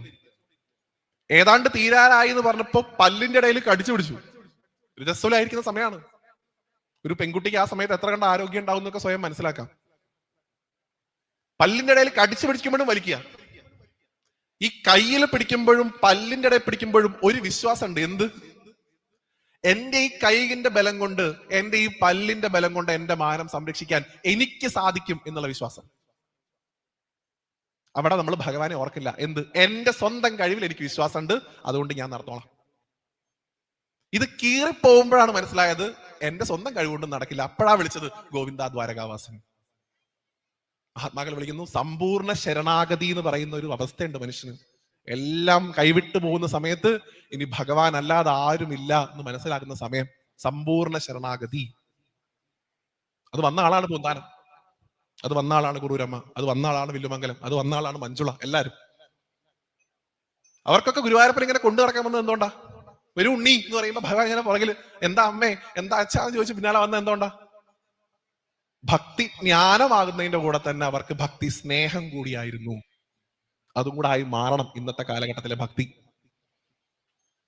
പല ക്ഷേത്രങ്ങളും പ്രത്യേകിച്ച് ഭഗവതിയുടെ അമ്പലങ്ങളും പൊളിഞ്ഞു കിടക്കാറുണ്ട്. പല നാട്ടിലും പൊളിഞ്ഞു കിടക്കുന്നുണ്ടാവും. ഒരു തിരി പോലും കത്തിക്കാൻ ആരും ഉണ്ടാവില്ല. ആ നാട്ടുകാരുടെ വിചാരം അവിടെ ഇരിക്കുന്നത് പരാശക്തിയാണല്ലോ, ശ്രീമാതാ ശ്രീ മഹാരാജ്ഞി ശ്രീമത് സിംഹാസനേശ്വരി, സിംഹാസനുള്ള അമ്മ, മഹാരാജ്ഞിയായിട്ടുള്ള അമ്മ. അമ്മയ്ക്ക് അമ്മയുടെ വീടുണ്ടാക്കാൻ സ്വന്തമായിട്ട് അറിഞ്ഞൂടെ? ഞങ്ങൾ കഷ്ടപ്പെട്ടിട്ട് വേണോ? അങ്ങനെയുള്ള അമ്മയ്ക്ക് ഞങ്ങൾ എന്തിനാണ് വീട് പണിയുന്നത്? ഈ ഭക്തി എന്ത് ഭക്തിയാ? സ്നേഹമുള്ള ഭക്തിയല്ല. നേരെ മറിച്ച് ആ കാവിനകത്ത് പൊളിഞ്ഞ വീടിനകത്തിരിക്കുന്നത് എന്റെ അമ്മയാണ് എന്നുള്ള വിശ്വാസം വരുമ്പോ അവിടെ ഭക്തി എന്തായിട്ട് മാറി? സ്നേഹമായിട്ട് മാറി. നിങ്ങൾക്ക് എപ്പോഴും ഗുരുവായൂർ പോകുമ്പോ കാണാം സുഹൃതികളായിട്ടുള്ള അമ്മമാരെ. ഞാനൊക്കെ തൊഴുതോട് നിൽക്കാറുണ്ട് അവർ പോകുമ്പോ. അയ്യോ പൊക്കോട്ടെ, അവരുടെ ദേഹത്ത് എന്റെ കൈ തട്ടിയിട്ട് അവർക്ക് വേദനിക്കരുതേ. നമ്മൾ ഗുരുവായൂരപ്പൻ എന്താ കൊടുക്കുക? വെണ്ണ, പാല്, മഞ്ഞപ്പട്ട്, ഓടക്കുഴല്, മയിൽപ്പീലി ഉണ്ട്, ലിസ്റ്റ് ഉണ്ട്. പാൽപ്പായസം, അട, അപ്പം. ഇടയ്ക്ക് നമുക്ക് ഗുരുവായൂർ പോയാൽ ചില അമ്മമാരെ കാണാട്ടോ. അവര് കയ്യിൽ നോക്കിക്കഴിഞ്ഞാൽ മയിൽപ്പീലിയും പാൽപ്പായസം നിങ്ങൾക്ക് കാണാൻ പറ്റില്ല. അവരുടെ കയ്യിൽ ചിലപ്പോൾ ബലൂൺ ഉണ്ടാവും, ബലൂണുകൾ, നല്ല മനോഹരമായിട്ടുള്ള ബലൂണുകൾ. അവരുടെ കയ്യിൽ ചിലപ്പോൾ പി പി ഉണ്ടാവും, പി പി എന്ന് കൂട്ടുന്ന പി പി. അവരുടെ കയ്യിൽ ചിലപ്പോൾ കാറുകൾ ഉണ്ടാവും, ഇങ്ങനെ ഉരുട്ടി പോണ കാറുകൾ. അകത്തിരിക്കുന്നത് തത്വാഭാവി സാക്ഷാൽ പരബ്രഹ്മാണെന്ന് കരുതിയിട്ടല്ല പാവങ്ങൾ പോണത്. അകത്തിരിക്കുന്നത് എന്റെ ഉണ്ണി, എന്റെ കുട്ടി. ആ വാക്കുണ്ടല്ലോ, അതാണ് ഭഗവാൻ നിങ്ങൾ ഇന്ന് പ്രതീക്ഷിക്കുന്നത്. കുറൂരമ്മയും വില്ലുമംഗലവും പൂന്താനവും എത്ര ഉദയാസ്തമയ പൂജ കഴിച്ചിട്ടാ ഭഗവാൻ അവർക്ക് കിട്ടിയത്? വല്ലതും കഴിച്ചു? ബുക്ക് ചെയ്തു? അഹസ് കഴിച്ചു? ഇല്ല. ഭഗവാനെ സ്നേഹിക്കാൻ പഠിച്ചു. ഭക്തിയെ ജ്ഞാനമാക്കി ഉയർത്തി അതിന്റെ ഇടയിൽ ഒന്ന് സ്നേഹിക്കൂടെ ചെയ്തു ഭഗവാൻ. പല ആൾക്കാരും തമാശയൊക്കെ പറയും, എപ്പോഴെങ്കിലും ഗുരുവായൂരപ്പൻ നേരിട്ട് ഗുരുവായൂരിന് മുമ്പിൽ വന്ന് നിന്നാൽ നിങ്ങൾ എന്ത് ചോദിക്കും എന്ന് ചോദിച്ചപ്പോ ഒരു ചേച്ചി പറഞ്ഞിട്ടുണ്ട് പണ്ട്, ഭഗവാനെ ഈ രണ്ട് കൈ എപ്പോഴും ഇങ്ങനെ പൊക്കി വെച്ച് കഴിഞ്ഞാൽ വേദനയ്ക്കില്ലേ, താഴ്ത്തിട്ടൂടെ? മഹാദേവൻ പണ്ടൊരു രാജാവിന്റെ മുമ്പിൽ പ്രത്യക്ഷപ്പെട്ടപ്പോ അദ്ദേഹം ചോദിച്ചു അത്ര ഭഗവാനോട് എന്ത് വരാ വേണ്ടെന്ന് വെച്ചപ്പോ ഭഗവാനോട് പറഞ്ഞത്ര എപ്പോഴും ഈ വലതേ കാലം ഇങ്ങനെ തൂക്കിയിട്ട് കഴിഞ്ഞാൽ വേദനയ്ക്കില്ലേ ഭഗവാനെ, ഇടത്തെ കാലം തൂക്കിയിട്ടൊന്നൂടെ? വേറൊരു മഹർഷി ഉണ്ട്, നമ്മൾ ഇരിക്കുന്നത് കോട്ടയത്താണ്, പറയാതെ പോകുന്നത് ധർമ്മല്ല. എല്ലാ ദിവസവും രാവിലെ എണീക്കും, നേരത്തെ പോയിട്ട് ശുദ്ധമായിട്ടുള്ള പൂക്കൾ പറിച്ചു കൊടുത്തിട്ട് മഹാദേവനെ പൂജിക്കും. മഹാദേവനെ പൂജിച്ച് അവസാനം മഹാദേവൻ തന്നെ പ്രത്യക്ഷനായി വന്നു. ചോദിച്ചു എന്ത് വരാണ് വേണ്ടത്? നിന്റെ പൂജയൊക്കെ ഗംഭീരമായിട്ടുണ്ട്, ഒന്നും വേണ്ട ഭഗവാൻ, അങ്ങനെയുള്ള ഭക്തി മതി. ഇതാണ് എല്ലാവരും ചോദിക്കുക, ലിസ്റ്റില്ല അവരുടെ ഒന്നും. ഭഗവാൻ പറഞ്ഞു പ്രത്യക്ഷപ്പെട്ട സ്ഥിതിക്ക് എന്തെങ്കിലും തരാതെ പോകാൻ എനിക്ക് പറ്റില്ല, എന്തെങ്കിലും ഒന്ന് ചോദിക്കൂ. അദ്ദേഹം ചോദിച്ച വരാന്താ? ഭഗവാനെ എന്റെ കാലുകൾ പുലിയുടേതുപോലെ ആക്കി തരണേ. എന്റെ കാല് പുലിയുടേതുപോലെ ആവണം. എന്തിന്? രാവിലെ ഈ ഷഡ്പദങ്ങളും പൂമ്പാറ്റകളൊക്കെ വന്ന് അങ്ങേക്ക് പൂജിക്കാനുള്ള പൂക്കളിൽ വന്ന് ഇരിക്കുന്നതിന് മുമ്പ് ശുദ്ധമായിട്ട് അവയെ പറിച്ചെടുക്കണം എന്നുണ്ടെങ്കിൽ മരത്തിന്റെ മുകളിൽ കയറണം. ആ മരത്തിന്റെ മുകളിൽ കയറണമെങ്കിൽ എന്റെ കാൽപാദങ്ങൾ പുലിയുടേത് പോലെ ആണെങ്കിൽ അതിന്റെ നഖം ഉപയോഗിച്ച് എനിക്ക് എളുപ്പത്തിൽ കയറാലോ, നല്ല പൂക്കൾ പറിച്ചിട്ട് അങ്ങനെ പൂജിക്കാലോ. അതുകൊണ്ട് അങ്ങനെ അനുഗ്രഹിക്കണേ.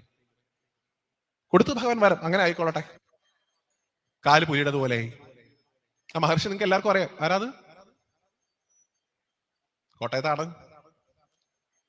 വ്യാഘ്രപാദൻ എന്നാണ് അയാളുടെ പേര്. കേട്ടിട്ടുണ്ടാവില്ലല്ലേ? അദ്ദേഹത്തിന്റെ പേര് വ്യാഘ്രപാദൻ എന്നാണ്. അദ്ദേഹം വലത്തെ കൈകൊണ്ട് പ്രതിഷ്ഠിച്ചു, ഇടത്തെ കൈകൊണ്ട് പ്രതിഷ്ഠിച്ചു, കടിച്ചിരുത്തി പ്രതിഷ്ഠിച്ചു. വലത്തെ കൈകൊണ്ട് പ്രതിഷ്ഠിച്ചത് നീ പറയില്ലേ? വൈക്കം. ഇടത്തെ കൈകൊണ്ട് പ്രതിഷ്ഠിച്ചത് ഏറ്റുമാനൂര്. കടിച്ചിരുത്തി പ്രതിഷ്ഠിച്ചത് കടുത്തുരുത്തി. വ്യാഘ്രപാദ മഹർഷി. എന്താ ഭഗവാനോട് ചോദിച്ചത്? ഭഗവാനെ എന്റെ കാല് പുലിയുടേത് പോലെ ആക്കി തരണേ. നോക്കൂ ഭക്തിയുടെ തലം എങ്ങനെയാണ് മാറുന്നതെന്ന്. മഹാഭാരതത്തിലേക്ക് നമുക്ക് തിരിച്ചു വരാം. ഭീഷ്മർ ഇവിടെ നേരത്തെ ടീച്ചർ ഗംഭീരായിട്ട് ഭീഷ്മരുടെ ആ പെൺകുട്ടികളെ കൊണ്ടുവരുന്ന രംഗമൊക്കെ വർണ്ണിച്ചു. ഭഗവാൻ ബഹുമാനിച്ചിട്ടുള്ള ഒരാളാ. ഭഗവാൻ ബഹുമാനിച്ചു ഭീഷ്മരെ. പല സമയത്ത് നമുക്കിത് കാണാൻ സാധിക്കും. ഭാഗവത്തിൽ നോക്കുകയാണെങ്കിൽ മഹാഭാരതത്തിൽ ഇപ്പൊ നോക്കൂ, രാജസൂയം വിശദമായിട്ട് ഭാഗവത്തിൽ പറയുന്നുണ്ടെങ്കിൽ പോലും മഹാഭാരതത്തിൽ നടന്നാണല്ലോ. രാജസൂയ സമയത്ത് തെറ്റുണ്ടെങ്കിൽ ആചാര്യന്മാരൊക്കെ എന്നെ ഇത് കഴിഞ്ഞിട്ട് തിരുത്തട്ടെ. ഞാൻ പലപ്പോഴും ഇത് പറയാറുണ്ട്. ഒരു കത്തയച്ചൊരു വ്യാഖ്യാനം പറയാറുണ്ട് ആചാര്യന്മാര്. യുധിഷ്ഠിരൻ ഭഗവാൻ കത്തയക്കുന്നു. ഭഗവാന് കത്തയക്കുന്ന കത്തിൽ എഴുതിയിരുന്നത് ഇങ്ങനെയാണത്രേ: ഭഗവാനെ, ഞങ്ങൾ രാജസൂയം നടത്താൻ വേണ്ടി തീരുമാനിച്ചിട്ടുണ്ട്. അങ്ങ് ഇതിന് സ്വമനസ എഴുന്നള്ളി, കുടുംബം എഴുന്നള്ളി ഞങ്ങളുടെ ഈ രാജസൂയം ഗംഭീരമായിട്ട് നടക്കി തരണേ ഭഗവാനെ. കഴിഞ്ഞില്ല, അടുത്ത വാക്കുകൂടിയുണ്ട്. അതാണ് ഏറ്റവും രസം. അങ്ങയെ അനുകൂലിക്കുന്ന, അങ്ങയുടെ കൂടെ നിൽക്കുന്ന ഞങ്ങൾക്ക് കിട്ടുന്ന സൗഭാഗ്യവും അങ്ങയെ എതിർക്കുന്ന ഈ കൗരവപക്ഷത്തിൽ കിട്ടുന്ന ആൾക്കാർക്ക് കിട്ടുന്ന ഈ ശാപവും വിഷമവും ഇതൊക്കെ ആൾക്കാർ കാണട്ടെ. അതുകൊണ്ട് ഭഗവാൻ അങ്ങ് വരണം. ഞങ്ങൾക്ക് കിട്ടുന്ന ആനുകൂല്യങ്ങളും അവർക്ക് കിട്ടുന്ന വിഷമതകളും ലോകം കാണട്ടെ എന്നത്ര യുധിഷ്ഠിരൻ പറഞ്ഞത്. ഭഗവാൻ ചിരിച്ചിട്ട് നാരദനോട് പറഞ്ഞു, അങ്ങനെ തന്നെ ആവട്ടെ. രാജസൂയത്തിന് ഭഗവാൻ വരുന്നു. ഗംഭീരമായിട്ട് രാജസൂയം ഭഗവാൻ മുന്നിൽ നിന്ന് നടത്തി കൊടുക്കുന്നു. അഗ്രപൂജ എന്ന് പറയുന്ന സമയമാവുന്നു. അവിടെ വെച്ച് ആ യാഗശാലയിൽ വെച്ച് ഏറ്റവും ആദരണീയനായിട്ടുള്ള ആളെയാണ് പൂജിക്കേണ്ടത്. ഭീഷ്മരും വിതുരരും നകുലനൊക്കെ പറയുന്നുണ്ട്. അവരൊക്കെ പലരും പറയുന്നത് ഭഗവാന്റെ പേരാണ്. ഭഗവാനേക്കാൾ ആദരണീയനായിട്ടുള്ള ആരും ഇല്ലാത്തതുകൊണ്ട് ഭഗവാനെ തന്നെ സ്വയം പൂജിക്കാൻ വേണ്ടി തീരുമാനിച്ചു. ഇത് ഭാഗവത്തിൽ കുറച്ചുകൂടെ വിശേഷമായിട്ട് പറയും. എന്തായാലും മഹാഭാരതത്തിൽ നടന്നാണല്ലോ. അവിടെ വെച്ച് ഭഗവാനെ പൂജിക്കുന്നു. ഭഗവാന്റെ കാലുകൾ കഴുകുന്നു യുധിഷ്ഠിരൻ. കളഭം ചാർത്തുന്നു. ധൂപം കൊണ്ട് ഭഗവാനെ ആരാധിക്കുന്നു. എല്ലാ തരത്തിലുള്ള ഈ പൂജാതി കർമ്മങ്ങളൊക്കെ കഴിഞ്ഞ് ഭഗവാന്റെ പാദ തീർത്ഥം, ഭഗവാന്റെ കാല് കഴുകിയ വെള്ളം അതെടുത്ത് തളിക്കാൻ നിൽക്കുമ്പോഴാണ് ഒരു ഘോരഘോരം ശബ്ദിച്ചുകൊണ്ട് ഒരാൾ എണീറ്റ് നിന്നിട്ട്, ഇവന്റെ കാല് കഴുകിയ വെള്ളം ഞങ്ങളുടെ ദേഹത്ത് തളിക്കാൻ ധൈര്യം നിനക്കുണ്ടോ എന്ന് ചോദിക്കുന്നു. ഇവൻ എന്ത് യോഗ്യതയുണ്ട്? ശിശുപാലൻ. അദ്ദേഹം ചോദിക്കുന്ന ചോദ്യങ്ങളുണ്ട് പലതും. നിങ്ങൾക്കറിയാം, ഭാഗവത്തിലൊക്കെ പല ഗംഭീരമായിട്ട് പറയും. എന്ത് യോഗ്യത അവനുള്ളത്? പഠിച്ചിട്ടുണ്ടോ? കാല് മേയ്ക്കാൻ മാത്രമല്ലേ അറിയുള്ളൂ. അവിടെ കുറെ ഗോപസ്ത്രീകളുടെ കൂടെ പാട്ട് പാടാനും ഡാൻസ് കളിക്കാനല്ലേ അറിയുള്ളൂ.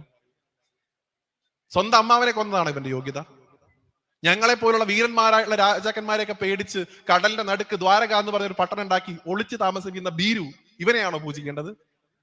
ഗംഭീരമായിട്ടുള്ള അധിക്ഷേപം 100 തവണ ഭഗവാൻ അധിക്ഷേപിക്കുന്നു. ഗുരുവായൂർ ദേവസ്വം പുറത്തിറക്കിയ പണ്ഡിറ്റ് പി ഗോപാലൻ നായർ എന്ന് പറയുന്ന അദ്ദേഹത്തിന്റെ ഭാഗവതം വ്യാഖ്യാനമുണ്ട്. 8 വോളിയം. ഭാഗവതം വായിക്കുന്ന ആൾക്കാരുടെയൊക്കെ കയ്യിൽ ചിലപ്പോൾ ഉണ്ടാവും. അതിൽ പലയിടത്തും ശിശുപാലൻ വിളിക്കുന്ന ഈ ചീത്തയൊക്കെ സ്തുതിയായിട്ട് വ്യാഖ്യാനിക്കാറുണ്ടെന്ന് ആചാര്യന്മാർ പറയാറുണ്ട്. കൃത്യമായിട്ട് എഴുതിയിട്ടുണ്ടായില്ല. ചീത്തയാണെങ്കിലും കേട്ട് കഴിഞ്ഞാൽ ചീത്തയെന്ന് തോന്നും, പക്ഷെ പറയുമ്പോൾ സത്യമാണ്, സ്തുതിയാണ്. അങ്ങനെ 100 തവണ ഭഗവാനെ ചീത്ത പറഞ്ഞ 100ാമത്തെ ഭാഗം പറയുമ്പോൾ ദ്രൗപദിയും ഭഗവാനെയും കണക്ട് ചെയ്തിട്ട് ഇല്ലാത്തത് പറയുക ചെയ്യുക. നീയും ദ്രൗപദിയും തമ്മിലുള്ള ബന്ധമൊക്കെ എന്താന്ന് നാട്ടുകാർക്ക് അറിയാന്ന് പറഞ്ഞ് വായിലേക്ക് നാക്കിട്ടില്ല. ചക്രം വന്ന് കഴുത്തറുത്ത് പോയി. യുധിഷ്ഠിരൻ നാരദനെ തോണ്ടിക്കൊണ്ട് പറഞ്ഞു, അത്രേ കണ്ടില്ലേ, കൂടെ നിൽക്കുന്ന ഞങ്ങൾക്ക് കിട്ടുന്നത് എന്തെന്നും എതിർത്ത് നിൽക്കുന്ന ആൾക്കാർക്ക് കിട്ടുന്നത് എന്തും ലോകം കണ്ടില്ലേ. ആ സമയത്ത് ഭഗവാന്റെ ദേഹത്തേക്ക് ശിശുപാലന്റെ ദേഹത്ത് നിന്ന് ഒരു ജ്യോതിസ് വന്ന് ലയിച്ചു എന്നാണ്. തിരിച്ച് നാരദൻ യുധിഷ്ഠിരന് തോന്നിയിട്ട് പറഞ്ഞു, അത്രേ നിങ്ങൾക്ക് ഈ ഒപ്പം നിന്ന് നിങ്ങൾക്ക് കിട്ടിയത് കേവലം രാജ്യം, എതിർത്ത ഈ പറയുന്ന ശിശുപാലന് കിട്ടിയത് മോക്ഷം. ഒപ്പം നിന്ന് നിങ്ങൾക്ക് കിട്ടുന്നത് എന്തെന്നും എതിർത്ത മൂപ്പർക്ക് കിട്ടിയത് എന്തെന്നും ലോകം കാണട്ടെ. അതുകൊണ്ട് ഭക്തി എപ്പോഴും സോഫ്റ്റ് കോർണർ മാത്രമാവണമെന്നില്ല. ഭക്തി എപ്പോഴും സ്നേഹം പ്രകടനം മാത്രമാവുന്നില്ല. നോക്കൂ, എത്ര ആൾക്കാർ ഇപ്പൊ നിങ്ങളുടെ ഇടയിൽ തന്നെ ഉണ്ടാവുമല്ലോ ഗുരുവായൂരപ്പനെ ചീത്ത വിളിക്കുന്ന ആൾക്കാർ, ഗുരുവായൂരപ്പനോട് പിണങ്ങുന്ന ആൾക്കാർ. നാരദ മഹർഷി തന്നെ ഒരിക്കൽ ഭാഗവത്തിൽ യുധിഷ്ഠിരനോട് പറയുന്നുണ്ടെന്നാണ് എന്റെ ഓർമ്മ. എനിക്ക് തോന്നുന്നു യുധിഷ്ഠിര, കുറെ ഭക്തിയുടെ മാർഗങ്ങൾ ഉണ്ടെങ്കിലും ഈ വിദ്വേഷ ഭക്തി കുറച്ചുകൂടെ കേമാണെന്ന് എനിക്കൊരു ധാരണ ഉണ്ട് അദ്ദേഹം പറഞ്ഞു പോകുന്നുണ്ട്. ഭഗവാനോടുള്ള വൈര്യം പോലും ഭക്തിയാണ്. ഒരു തരത്തിൽ അങ്ങനെ നോക്കുകയാണെങ്കിൽ നമുക്ക് വ്യാഖ്യാനിക്കാനൊന്ന് പല ആൾക്കാരും ചോദിക്കാറുണ്ട്. യുധിഷ്ഠിരന്റെ ഒപ്പോസിറ്റ് നിന്നിരുന്ന ആൾക്കാരുണ്ടല്ലോ അല്ലെ, ദുര്യോധനൻ, കർണൻ, ശല്യര്, നിരവധിയായിട്ടുള്ള ആൾക്കാർ. അവരൊക്കെ എന്നാ ഭക്തരല്ലേ? അല്ല. അവരൊന്നും ഈ വൈര്യത്തിലൂടെ ഉണ്ടാവേണ്ടത് എന്താ? ഏത് സമയവും സ്മരണ ഉണ്ടാവും വൈര്യം ഉണ്ടെങ്കിൽ. സ്നേഹമുള്ള ആളുടെ മുഖം മനസ്സിലേക്ക് ഒരു മിനിറ്റിൽ 10 തവണ വരുന്നുണ്ടെങ്കിൽ ശത്രുതയുള്ള ആളുടെ മുഖം ഒരു മിനിറ്റിൽ 20 തവണ വരും. അയാളോട് കുറച്ചും കൂടെ തോന്നൽ കൂടുതലായിരിക്കും. വൈര്യം കുറച്ചുകൂടെ കണക്റ്റഡ് ആവുന്ന ഒരു ഇമോഷൻ ആണെന്ന് പറയാം. റിവെഞ്ച്, പ്രതികാരം. നോക്കൂ, കംസൻ ഭഗവാൻ 10 വയസ്സുള്ള ഉണ്ണിയായിരുന്നു വധിക്കുന്ന സമയത്ത്. കോലാപീഠത്തിനെ വധിച്ച് ചാടി കയറി നെഞ്ചിൽ ഒറ്റയടിക്ക് തീർന്നു. എന്തുകൊണ്ട്? യോഗമായാദേവി പ്രത്യക്ഷപ്പെട്ട് പറഞ്ഞു, നിന്റെ അന്തകൻ ജനിച്ചിട്ടുണ്ട് ഭൂമിയിൽ, നീ എന്നെ കൊല്ലാൻ നോക്കിയിട്ട് പ്രത്യേകിച്ച് കാര്യമൊന്നുമില്ല. അന്ന് തൊട്ട് തുടങ്ങിയതാ പേടിക്കാൻ. അന്ന് തൊട്ട് തുടങ്ങി സ്മരിക്കാൻ. ഇന്ന് വരുമോ നാളെ വരുമോ, ഇന്ന് വരുമോ നാളെ വരുമോ. ആചാര്യന്മാരൊക്കെ വ്യാഖ്യാനിക്കാറുണ്ട്, ഊണ് കഴിക്കുന്ന സമയത്ത് ഉരുളയാക്കിയിട്ട് കംസൻ ഉരുള പൊട്ടിച്ച് നോക്കത്ര, ഇതിനകത്തുണ്ടോ? ലഡ്ഡു കൊടുക്കത്രേ മധുരയിലെ ആൾക്കാർ എന്തെങ്കിലും വിശേഷമാകുമ്പോ. കംസൻ ലഡ്ഡു എന്ന് ഉണക്കമുന്തിരിയൊക്കെ എടുത്ത് നോക്കി, ഇതിനകത്തുണ്ടോ? ഏത് നിമിഷവും ഭഗവാനെ കുറിച്ച് സ്മരിച്ച് സ്മരിച്ച് സ്മരിച്ച് എപ്പോഴോ മരിച്ചിരുന്നു. ഭഗവാൻ വന്നും തൊട്ടതേ ഉള്ളൂ. ഈ മലയുടെ കറ്റത്ത് പോയി നിൽക്കുന്ന ആൾക്കാരെ നമ്മളിങ്ങനെ ഊതുമ്പോ പറഞ്ഞു പോയില്ലേ, അതുപോലെ. അപ്പൊ ഏതെങ്കിലും തരത്തിൽ ഭഗവാനുമായിട്ട് കണക്റ്റഡ് ആവുക, ഏത് തരത്തിലാണെങ്കിലും വേണ്ടില്ല, പക്ഷെ നിർബന്ധമായിട്ടും ആ സ്മരണ മനസ്സിലുണ്ടാവണം. അത് മഹാഭാരതത്തിൽ ഭീഷ്മർക്ക് ഉണ്ടായിരുന്നു എന്നാണ് ഞാൻ പറഞ്ഞത്. അതുകൊണ്ടാണ് നമുക്കൊക്കെ എല്ലാ ഭാഗവത സത്രവേദിയിലും യജ്ഞവേദിയിലും ഒക്കെ തന്നെ രാവിലെ ചൊല്ലാൻ ഒരു വിഷ്ണു സഹസ്രനാമം കിട്ടിയത്. രാജ്യഭാരം ഏൽക്കാൻ പോകുന്ന യുധിഷ്ഠിരന്റെ മനസ്സ് ശാന്തമാവാൻ ഭഗവാൻ സ്വയം ഉപദേശിച്ചിട്ട് പോലും സാധിക്കുന്നില്ല എന്ന് മനസ്സിലായപ്പോ കൊണ്ടുപോയി നിർത്തി സാക്ഷാൽ ഭീഷ്മാചാര്യരുടെ മുമ്പിൽ. കിമേകം ദൈവതം ലോകെ കിംവാഭ്യേകം പരായണം. അറിയാം നിങ്ങൾക്ക് ശ്ലോകം അല്ലെ? എന്താണ് വേണ്ടത്? ഈ പാപഭാവനൊക്കെ മാറാൻ, ഈ പാപചിന്തയൊക്കെ മാറാൻ എന്താണ് അവസ്ഥ, എന്താണ് നിവൃത്തിയുള്ളത്? പറഞ്ഞു കൊടുത്തു. സഹസ്രനാമങ്ങൾ ജപിക്കൂ. സഹസ്രനാമം ചൊല്ലിയാ മതി. ഏറ്റവും വലിയ കൗൺസിലറാണിതാ, നേരത്തെ ഇവിടെ സൂചിപ്പിച്ചു. നാളെ ഇവിടെ പങ്കെടുക്കാൻ പോകുന്ന ഏറ്റവും ആദരണീയമായിട്ടുള്ള പത്മനാഭദാസ, പത്മശ്രീ, ഹെർഹൈനസ് സാക്ഷാൽ അശോക് തിരുനാൾ ഗൗരി ലക്ഷ്മിഭായ് തമ്പുരാട്ടി. തമ്പുരാട്ടിയെ കാണാനും സംസാരിക്കാനൊക്കെ ഉള്ള ഒരു ഭാഗ്യം കൊട്ടാരത്തിൽ വെച്ചിട്ട് തന്നെ എനിക്ക് നേരിട്ടുണ്ടായിട്ടുണ്ട്. അവിടെ ഞങ്ങൾ സംസാരിച്ച വിഷ്ണു സഹസ്രനാമത്തെ കുറിച്ച് സംസാരിച്ചു. ആ വീഡിയോ ചില ആളുകളൊക്കെ കണ്ടു കാണുമെന്ന് വിചാരിക്കുന്നു. തമ്പുരാട്ടി എന്നോട് ചോദിച്ചു, വ്യാസൻ വിഷ്ണു സഹസ്രനാമം ചൊല്ലാറുണ്ടോ? ഉണ്ട്. ഭീഷ്മരാണല്ലോ ഉപദേശിക്കുന്നത് മഹാഭാരതത്തിൽ. അതെ. എന്തിനാണ് വ്യാസൻ ഈ വിഷ്ണു സഹസ്രനാമത്തിന്റെ അവസാന ഭാഗത്ത് ഈ ദേവി ചോദിക്കുന്നുണ്ടല്ലോ, എന്തെങ്കിലും ഉപായം ഉണ്ടോ മഹാദേവ? പെട്ടെന്ന് ചൊല്ലി തീർക്കാൻ എന്തെങ്കിലും നിവൃത്തിയുണ്ടോ? പെട്ടെന്ന് ചൊല്ലാൻ. ഞങ്ങൾക്ക് എപ്പോഴും ഈ തിരക്കിന്റെ ഇടയിൽ 1000 നാമങ്ങളൊന്നും ചൊല്ലാൻ പറ്റിക്കൊള്ളണമെന്നില്ല. അതുകൊണ്ട് ഒന്ന് കുറയ്ക്കാൻ എന്തെങ്കിലും വഴിയുണ്ടോ? ഒന്ന് എളുപ്പപ്പണി എന്തെങ്കിലും ഉണ്ടോ? ഷോർട്ട് കട്ട് ഉണ്ടോ? മഹാദേവൻ പറയുന്ന വാക്ക് നിങ്ങൾക്ക് എല്ലാവർക്കും അറിയാം. എന്താ? ശ്രീരാമ രാമ രാമേതി രമേ രാമേ മനോരമേ സഹസ്രനാമ തത്തുല്യം രാമനാമവരാമേ. അല്ലെ? എന്തുകൊണ്ട് ഈ ശ്രീരാമ രാമ രാമേതി 3 തവണ രാമനാമം പ്രയോഗിച്ചു? ശ്രീരാമ രാമ രാമേതി. എന്തിനാ ഈ 3 തവണ? അവിടെ അക്ഷരത്തിന് ഗ്യാപ്പുള്ളതുണ്ടോ? ഒരക്ഷരം, ഒരു കുത്ത്, ഒരു കോമ, ഒരു ശൂന്യ ശബ്ദം പോലും പുരാണ ഗ്രന്ഥങ്ങളിൽ പ്രാവർത്തികമാക്കുമ്പോൾ വളരെയധികം സൂക്ഷിച്ചിട്ട് വേണം. എന്തുകൊണ്ട് 3 തവണ രാമശബ്ദം? ബ്രഹ്മശബ്ദാണ്. രാമശബ്ദം ഉപയോഗിച്ചു എന്ന് തമ്പുരാട്ടി എന്നോട് ചോദിച്ചു. എനിക്കറിയില്ല, ഞാൻ കുറച്ചു കാലമൊക്കെ ആയിട്ട് സഹസ്രനാമൊക്കെ ചൊല്ലാറുണ്ട്. നമ്മൾ എന്തിനാ ചൊല്ലണേ 3 തവണ രാമ? ഒരു തവണ രാമ ചൊല്ലിയാൽ തന്നെ വലിയ പുണ്യല്ലേ വ്യാസൻ, അപ്പൊ 3 തവണ ചൊല്ലാലോ? തമ്പുരാട്ടി പറഞ്ഞ ഉത്തരം ആ വീഡിയോ എപ്പോഴും കണ്ട് നിങ്ങൾക്ക് വേണമെങ്കിൽ ചെക്ക് ചെയ്യാം. തമ്പുരാട്ടി പറഞ്ഞത് കടവയാദി സമ്പ്രദായ പ്രകാരം രാമ എന്ന ശബ്ദത്തിന്റെ അക്കത്തിലുള്ള മൂല്യം 10 എന്നാണ്. മലയാള അക്ഷരങ്ങൾക്ക് തക്കതായിട്ടുള്ള ലെറ്റർ നമ്പേഴ്സ് ഉണ്ട്. അതിൽ രാമ എന്ന ശബ്ദത്തിന് അർത്ഥം 10 എന്നാണ്. അപ്പൊ 3 തവണ രാമ എന്ന് ഉപയോഗിക്കുമ്പോൾ 10 × 10 × 10 10 × 10 100 100 × 10 1000 സഹസ്രനാമ തത്തുല്യം രാമനാമ വരാനേ. ഇതെനിക്ക് പറഞ്ഞത് നാളെ ഇവിടെ വരാൻ പോകുന്ന ആളാ, തമ്പുരാട്ടിയാണ്. അപ്പൊ ആ വിഷ്ണു സഹസ്രനാമം പോലും നമുക്ക് കിട്ടിയത് എവിടുന്ന? അതിനിപ്പോ ഭാഗവത്തിലേക്ക് വരികയാണെങ്കിൽ ഭീഷ്മസ്തുതി. ഭീഷ്മരെ പോലുള്ള ഭക്തന്മാരാവാൻ നമുക്ക് സാധിക്കണം. ഭഗവാൻ ഈ വ്യാഖ്യാനം പറയുമ്പോൾ ഭഗവാൻ ഈ ദൂതിന് പോയി വിശ്വരൂപം കാണിച്ചു എന്ന് പറയുമ്പോൾ അവിടെ പോലും ഭീഷ്മർക്ക് കാണാൻ സാധിച്ചു എന്നാണ് ഭഗവാൻ രൂപം. കാരണം അദ്ദേഹം മഹാത്മാവായിരുന്നു. അതുകൊണ്ടാണ് യുധിഷ്ഠിരന് ഉപദേശിക്കാൻ സാധിച്ചത്. അദ്ദേഹം ഈ സഹസ്രനാമം ചൊല്ലിക്കൊടുത്തതിന് ശേഷം ഗംഭീരമായിട്ടുള്ള ഉപദേശമൊക്കെ നടത്തുന്നുണ്ട്. എല്ലാ തരത്തിലുള്ള രാജധർമ്മങ്ങളൊക്കെ പറഞ്ഞു കൊടുക്കുന്നുണ്ട്. അതിന്റെ കൂടെ പറയുന്നു ഇതിനേക്കാളൊക്കെ മഹത്വരാണ് സഹസ്രനാമം. അദ്ദേഹം ഉള്ളതുകൊണ്ടാണ് നമുക്കത് കിട്ടിയത്. മഹാഭാരതം കിട്ടിയതാണ്. അപ്പൊ അങ്ങനെയുള്ള ഭക്തർ. ഇനി നോക്കൂ, ഇനിയിപ്പോ എന്തെങ്കിലും ഭഗവാന് വലുപ്പച്ചെറുപ്പുണ്ടോ ഭക്തന്മാർക്കിടയിൽ? അങ്ങനെ ഒരു വിശ്വാസം ഉണ്ടല്ലോ നമുക്ക്. ചില ആൾക്കാരെ മാത്രമേ ഗുരുവായൂരപ്പന് ഇഷ്ടമുള്ളൂ, ചില ആൾക്കാരെ ഇഷ്ടമല്ല. ഭഗവാന്റെ പരമഭക്തനായിരുന്നു. ഭഗവാൻ കെട്ടിപ്പിടിച്ച് സ്നേഹിച്ച ആളായിരുന്നു വിതുരർ. ദാസീപുത്രനാണ് പറയുമ്പോ, വ്യാസന്റെ മകനാണ്. ഇവിടെ നേരത്തെ സൂചിപ്പിച്ചു ടീച്ചർ ജനനമൊക്കെ എങ്ങനെയായിരുന്നു. അംബികയും അംബാലികയും കഴിഞ്ഞ് ഒരു ദാസിയിൽ നിന്ന് ഭഗവാൻ ഉണ്ടായിട്ടുള്ള കുട്ടി വിതുരർ. നിങ്ങൾക്ക് എല്ലാവർക്കും അറിയാവുന്ന കഥയായിരിക്കും അല്ലെ, ഭഗവാൻ ഈ പഴത്തൊലി കഴിച്ച കഥ അല്ലെ. ദൂതിന് പോയി ഭഗവാൻ, ഇത് മഹാഭാരതത്തിലൊന്നും ഇല്ല കേട്ടോ, ഇതുണ്ടോന്ന് എനിക്ക് അറിയില്ല എടുത്തിട്ട്. ഭഗവാൻ ദൂതിന് പോയ സമയത്ത് ദുര്യോധനൻ പറഞ്ഞത്ര, ഇന്ന് വേണമെങ്കിൽ അങ്ങേക്ക് ഊണ് എന്റെ കൂടെ ആവാന്നാ പറഞ്ഞത് ഗുരുവായൂരപ്പനോട്. അങ്ങേക്ക് താല്പര്യം ഉണ്ടെങ്കിൽ അങ്ങേക്ക് എന്റെ കൂടെ ഊണ് കഴിക്കാന്ന്. ഞാൻ നിങ്ങളുടെ വീട്ടിലേക്ക് വരുമ്പോൾ നിങ്ങൾ അങ്ങനെ പറഞ്ഞ എന്റെ അവസ്ഥകൾ ആലോചിച്ച് നോക്കൂ. നിങ്ങൾക്ക് വേണമെങ്കിൽ ഇവിടുന്ന് കഴിച്ചിട്ട് പൊക്കോട്ടോ ഒന്ന്. ഭഗവാൻ അവിടെ തങ്ങുന്നില്ല. അദ്ദേഹം പോകുന്നത് വിതുരന്റെ വീട്ടിലേക്കാണ്.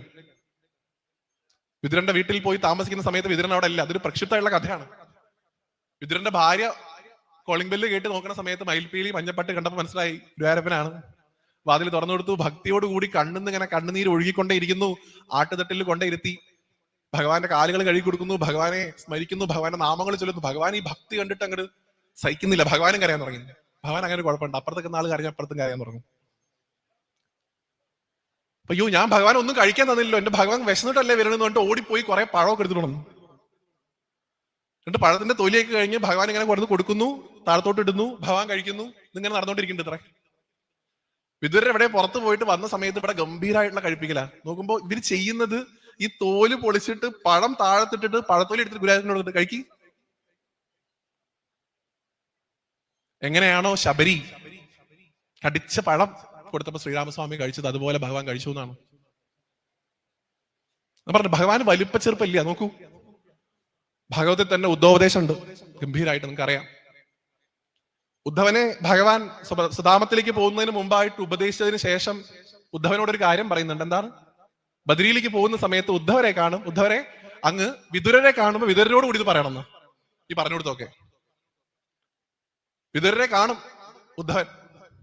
ഉദ്ധവൻ കാണുന്ന സമയത്ത് വിതുരരോട് ഭഗവാൻ, ഉദ്ധവൻ തന്നെ പറയുന്നു, ഭഗവാന്റെ സ്വർഗാരോഹണം ഉണ്ടായി, ഭഗവാൻ പോയി. വിതുരർക്ക് തോന്നും, എനിക്ക് എന്തിനാണ് നീ ഇവിടെ ജീവിച്ചിരുന്നൊരു കാര്യം, ഭഗവാൻ പോയ സ്ഥലത്ത് ഞാൻ ഇവിടെ നിന്നിട്ട് കാര്യമൊന്നുമില്ലല്ലോ, ഞാനും പോവാണെന്ന് പറയും. അയ്യോ, അങ്ങനെ ചെയ്യരുത്, അങ്ങേക്ക് പറഞ്ഞു കൊടുക്കാൻ വേണ്ടി കുറെ കാര്യങ്ങൾ എനിക്ക് പറഞ്ഞു തന്നിട്ടുണ്ടെന്ന് പറഞ്ഞ് ഭഗവാൻ പറഞ്ഞ കാര്യങ്ങളൊക്കെ പറഞ്ഞു കൊടുക്കും. ഒപ്പം പറയും, ഭഗവാൻ അങ്ങയോട് പറയാൻ ഇത് പ്രത്യേകിച്ച് പറഞ്ഞിരുന്നു. വിതുരർ നിന്ന് കരയുക ചെയ്യുക. നോക്കൂ, ഒരാള് കടന്നു പോകുന്ന സമയത്ത് അയാളുടെ മനസ്സിൽ ഓർമ്മ ഉണ്ടാവുക ആരെ മാത്രമാണ്? ഏറ്റവും പ്രിയപ്പെട്ടവരെ മാത്രമല്ലേ ഉള്ളൂ, അല്ലെ? ഏറ്റവും പ്രിയപ്പെട്ട ആൾക്കാരുടെ മുഖം സ്മരിച്ചുകൊണ്ടല്ലേ നമ്മളൊക്കെ പോവുക.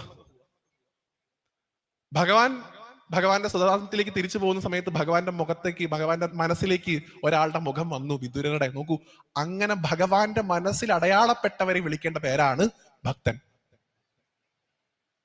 നമ്മുടെ മനസ്സിൽ ഗുരുവായൂരപ്പൻ ഉണ്ടോ എന്നുള്ളതല്ല, ഗുരുവായൂരപ്പന്റെ മനസ്സിൽ നമ്മൾ ഉണ്ടോ എന്നുള്ളതാണ് പരിഗണനാ വിഷയം. ഭീഷ്മർ ഭഗവാന്റെ മനസ്സിലുണ്ടായിരുന്നു, വിതുരർ ഭഗവാന്റെ മനസ്സിലുണ്ടായിരുന്നു, ദ്രൗപദി ഭഗവാന്റെ മനസ്സിലുണ്ടായിരുന്നു, അർജുനൻ ഭഗവാന്റെ മനസ്സിലുണ്ടായിരുന്നു. അതുകൊണ്ടാണ് ഭഗവാൻ തുടങ്ങുന്ന സമയത്ത് പറയുന്നുണ്ടല്ലോ, ഗാണ്ഡീവം കൊണ്ട് പോലും ദ്വാരകയിലെ സ്ത്രീകളെ രക്ഷിക്കാൻ പറ്റാതെ പോയ അർജുനൻ ഊന്നുപടിയായിട്ടാ ഗാണ്ഡീവം കൊണ്ടുവരുന്നത്. ഏത് അർജുനൻ? മഹാഭാരത യുദ്ധം ജയിച്ച, ഗാണ്ഡീവം കൊണ്ട് ജയിച്ച അർജുനൻ വടി കുത്തിപ്പിടിക്കുന്ന പോലെ ഗാണ്ഡീവം കുത്തിപ്പിടിച്ചിട്ടാണ് ഏട്ടനോട് പറയുന്നത്, ഏട്ടാ നമ്മൾ വഞ്ചിക്കപ്പെട്ടു, ഭഗവാൻ പോയി. നമ്മളോട് ആരോടും പറയാതെ ഭഗവാൻ പോയി. ആലോചിച്ച് നോക്കൂ, ഭഗവാന്റെ സ്വധാമഗമനം. അപ്പോഴാണ് പറയാ, അയ്യോ ഇത്രയും നാൾ ഞാൻ വിചാരിച്ചു ഇതൊക്കെ എന്റെ ക്രെഡിറ്റ് കൊണ്ടാണ് നടക്കണത് എന്ന്.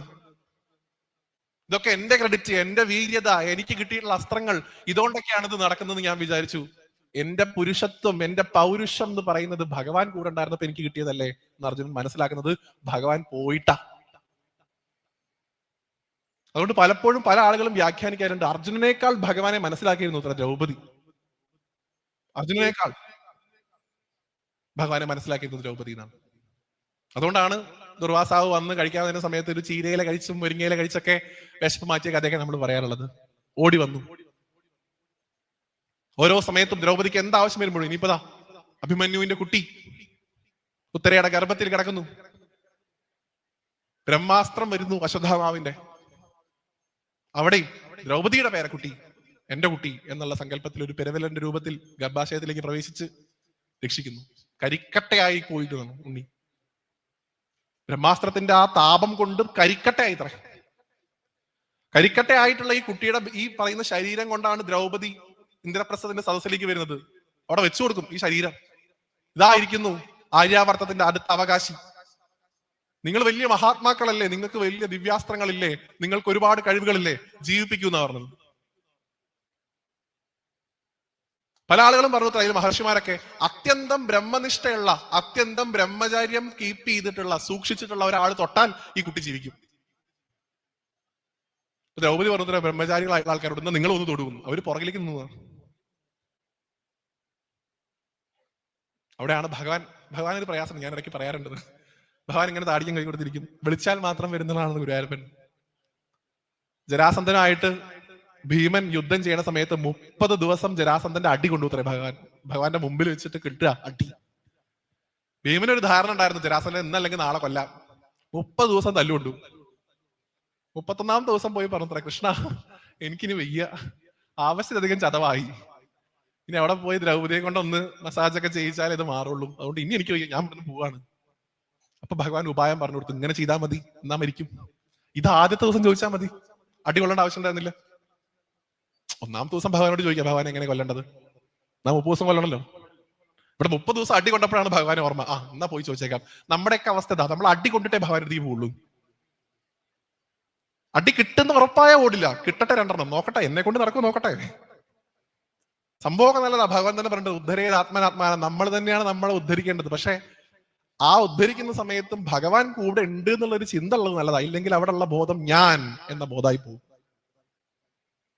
മഹാഭാരതത്തിലൊക്കെ നിങ്ങൾ കാണുന്നത് ഞാൻ എന്ന ബോധം നശിച്ചുകൊണ്ടേയിരിക്കുന്നു, ബ്രഹ്മം എന്ന ബോധം ഉയർത്തിക്കൊണ്ടേയിരിക്കുന്നു. അതാണ് ഭഗവാന്റെ വാക്ക്, ഈ ധർമ്മ സംസ്ഥാപനം. അതുകൊണ്ട് തന്നെ ഏത് തരത്തിലുള്ള ഭക്തി സങ്കല്പങ്ങൾ നമ്മൾ എടുത്തു നോക്കുകയാണെങ്കിലും അതൊക്കെ തന്നെ നിങ്ങൾക്ക് പല രീതിയിൽ മഹാഭാരതത്തിൽ കാണാൻ സാധിക്കും. ഇവിടെ നരസിംഹ ജയന്തി ഗംഭീരമായിട്ട് നമ്മൾ ആഘോഷിച്ചു അല്ലെ.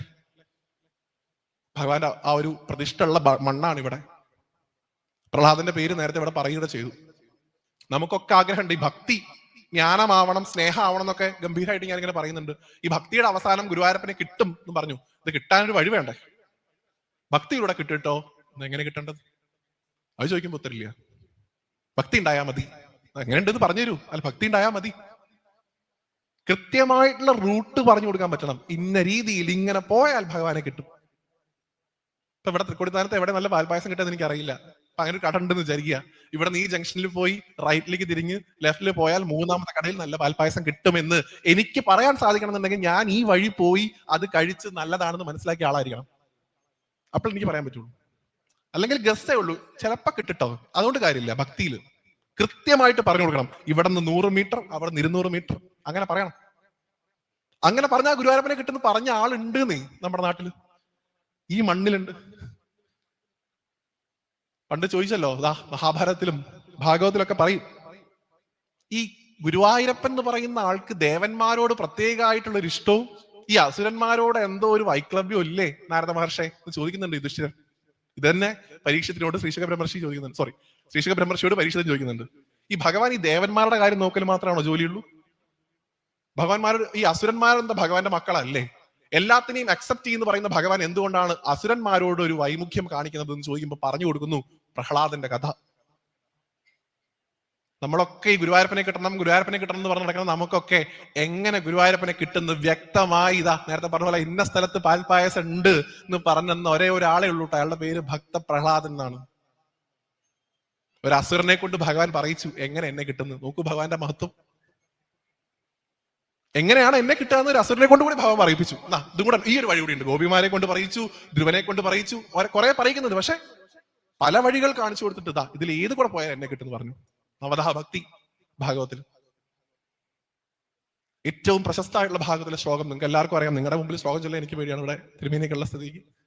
ശ്രവണം കീർത്തനം വിഷ്ണു, സ്മരണം പാദസേവനം, അർച്ചനം വന്ദനം ദാസ്യം സഖ്യം ആത്മനിവേദനം. 9 വഴികളിലൂടെ 9 എണ്ണത്തിൽ കൂടെ ഇൻഡിപെൻഡന്റ് ആയിട്ട് പോയാലും ഗുരുവായൂരപ്പനെ കിട്ടും, 9 എണ്ണത്തിൽ കൂടെ പോയാലും ഭഗവാനെ കിട്ടും. അതാണ് ഇതിന്റെ മഹത്വം. പണ്ട് പാക്കനാരുടെ ഒരു കഥ പറയും. ഈ അഗ്നിഹോത്രിയുടെ വീട്ടിൽ പോയ കഥ നിങ്ങൾ കേട്ടിട്ടുണ്ടാവുമല്ലോ അല്ലെ? അദ്ദേഹം അഗ്നിഹോത്രിയുടെ വീട്ടിൽ പോയ സമയത്ത് അദ്ദേഹത്തിന്റെ ഭാര്യ അന്തർജനം വന്ന് പറഞ്ഞു അത്രേ, തിരുമേനി പൂജയിലാണ്, കാത്തിരിക്കൂ, ഗണപതി പൂജയിലാണെന്നാ പറഞ്ഞത്. അപ്പൊ സമയം പോവാൻ വേണ്ടി പാക്കനാർ എന്തായാലും പുറത്തിരിക്കല്ലേ എന്ന് കരുതി അദ്ദേഹം മുറ്റത്തൊരു കുഴി ഉണ്ടാക്കിക്കൊണ്ടിരുന്നു അത്രേ. കുറച്ച് കഴിഞ്ഞപ്പോ ഭാര്യ അന്തർജനം വന്ന് വീണ്ടും പറഞ്ഞു, സരസ്വതി പൂജ തുടങ്ങിയിട്ടുണ്ട്, കുറച്ചുകൂടെ സമയം എടുക്കും. അപ്പൊ അപ്പുറത്തെ കുഴി ഉണ്ടാക്കി അവിടെ പോയിരുന്നു. അങ്ങനെ ഗുരുവായൂരപ്പന്റെ പൂജ കഴിഞ്ഞു, ദുർഗയുടെ പൂജ കഴിഞ്ഞു, മഹാദേവന്റെ പൂജ കഴിഞ്ഞു.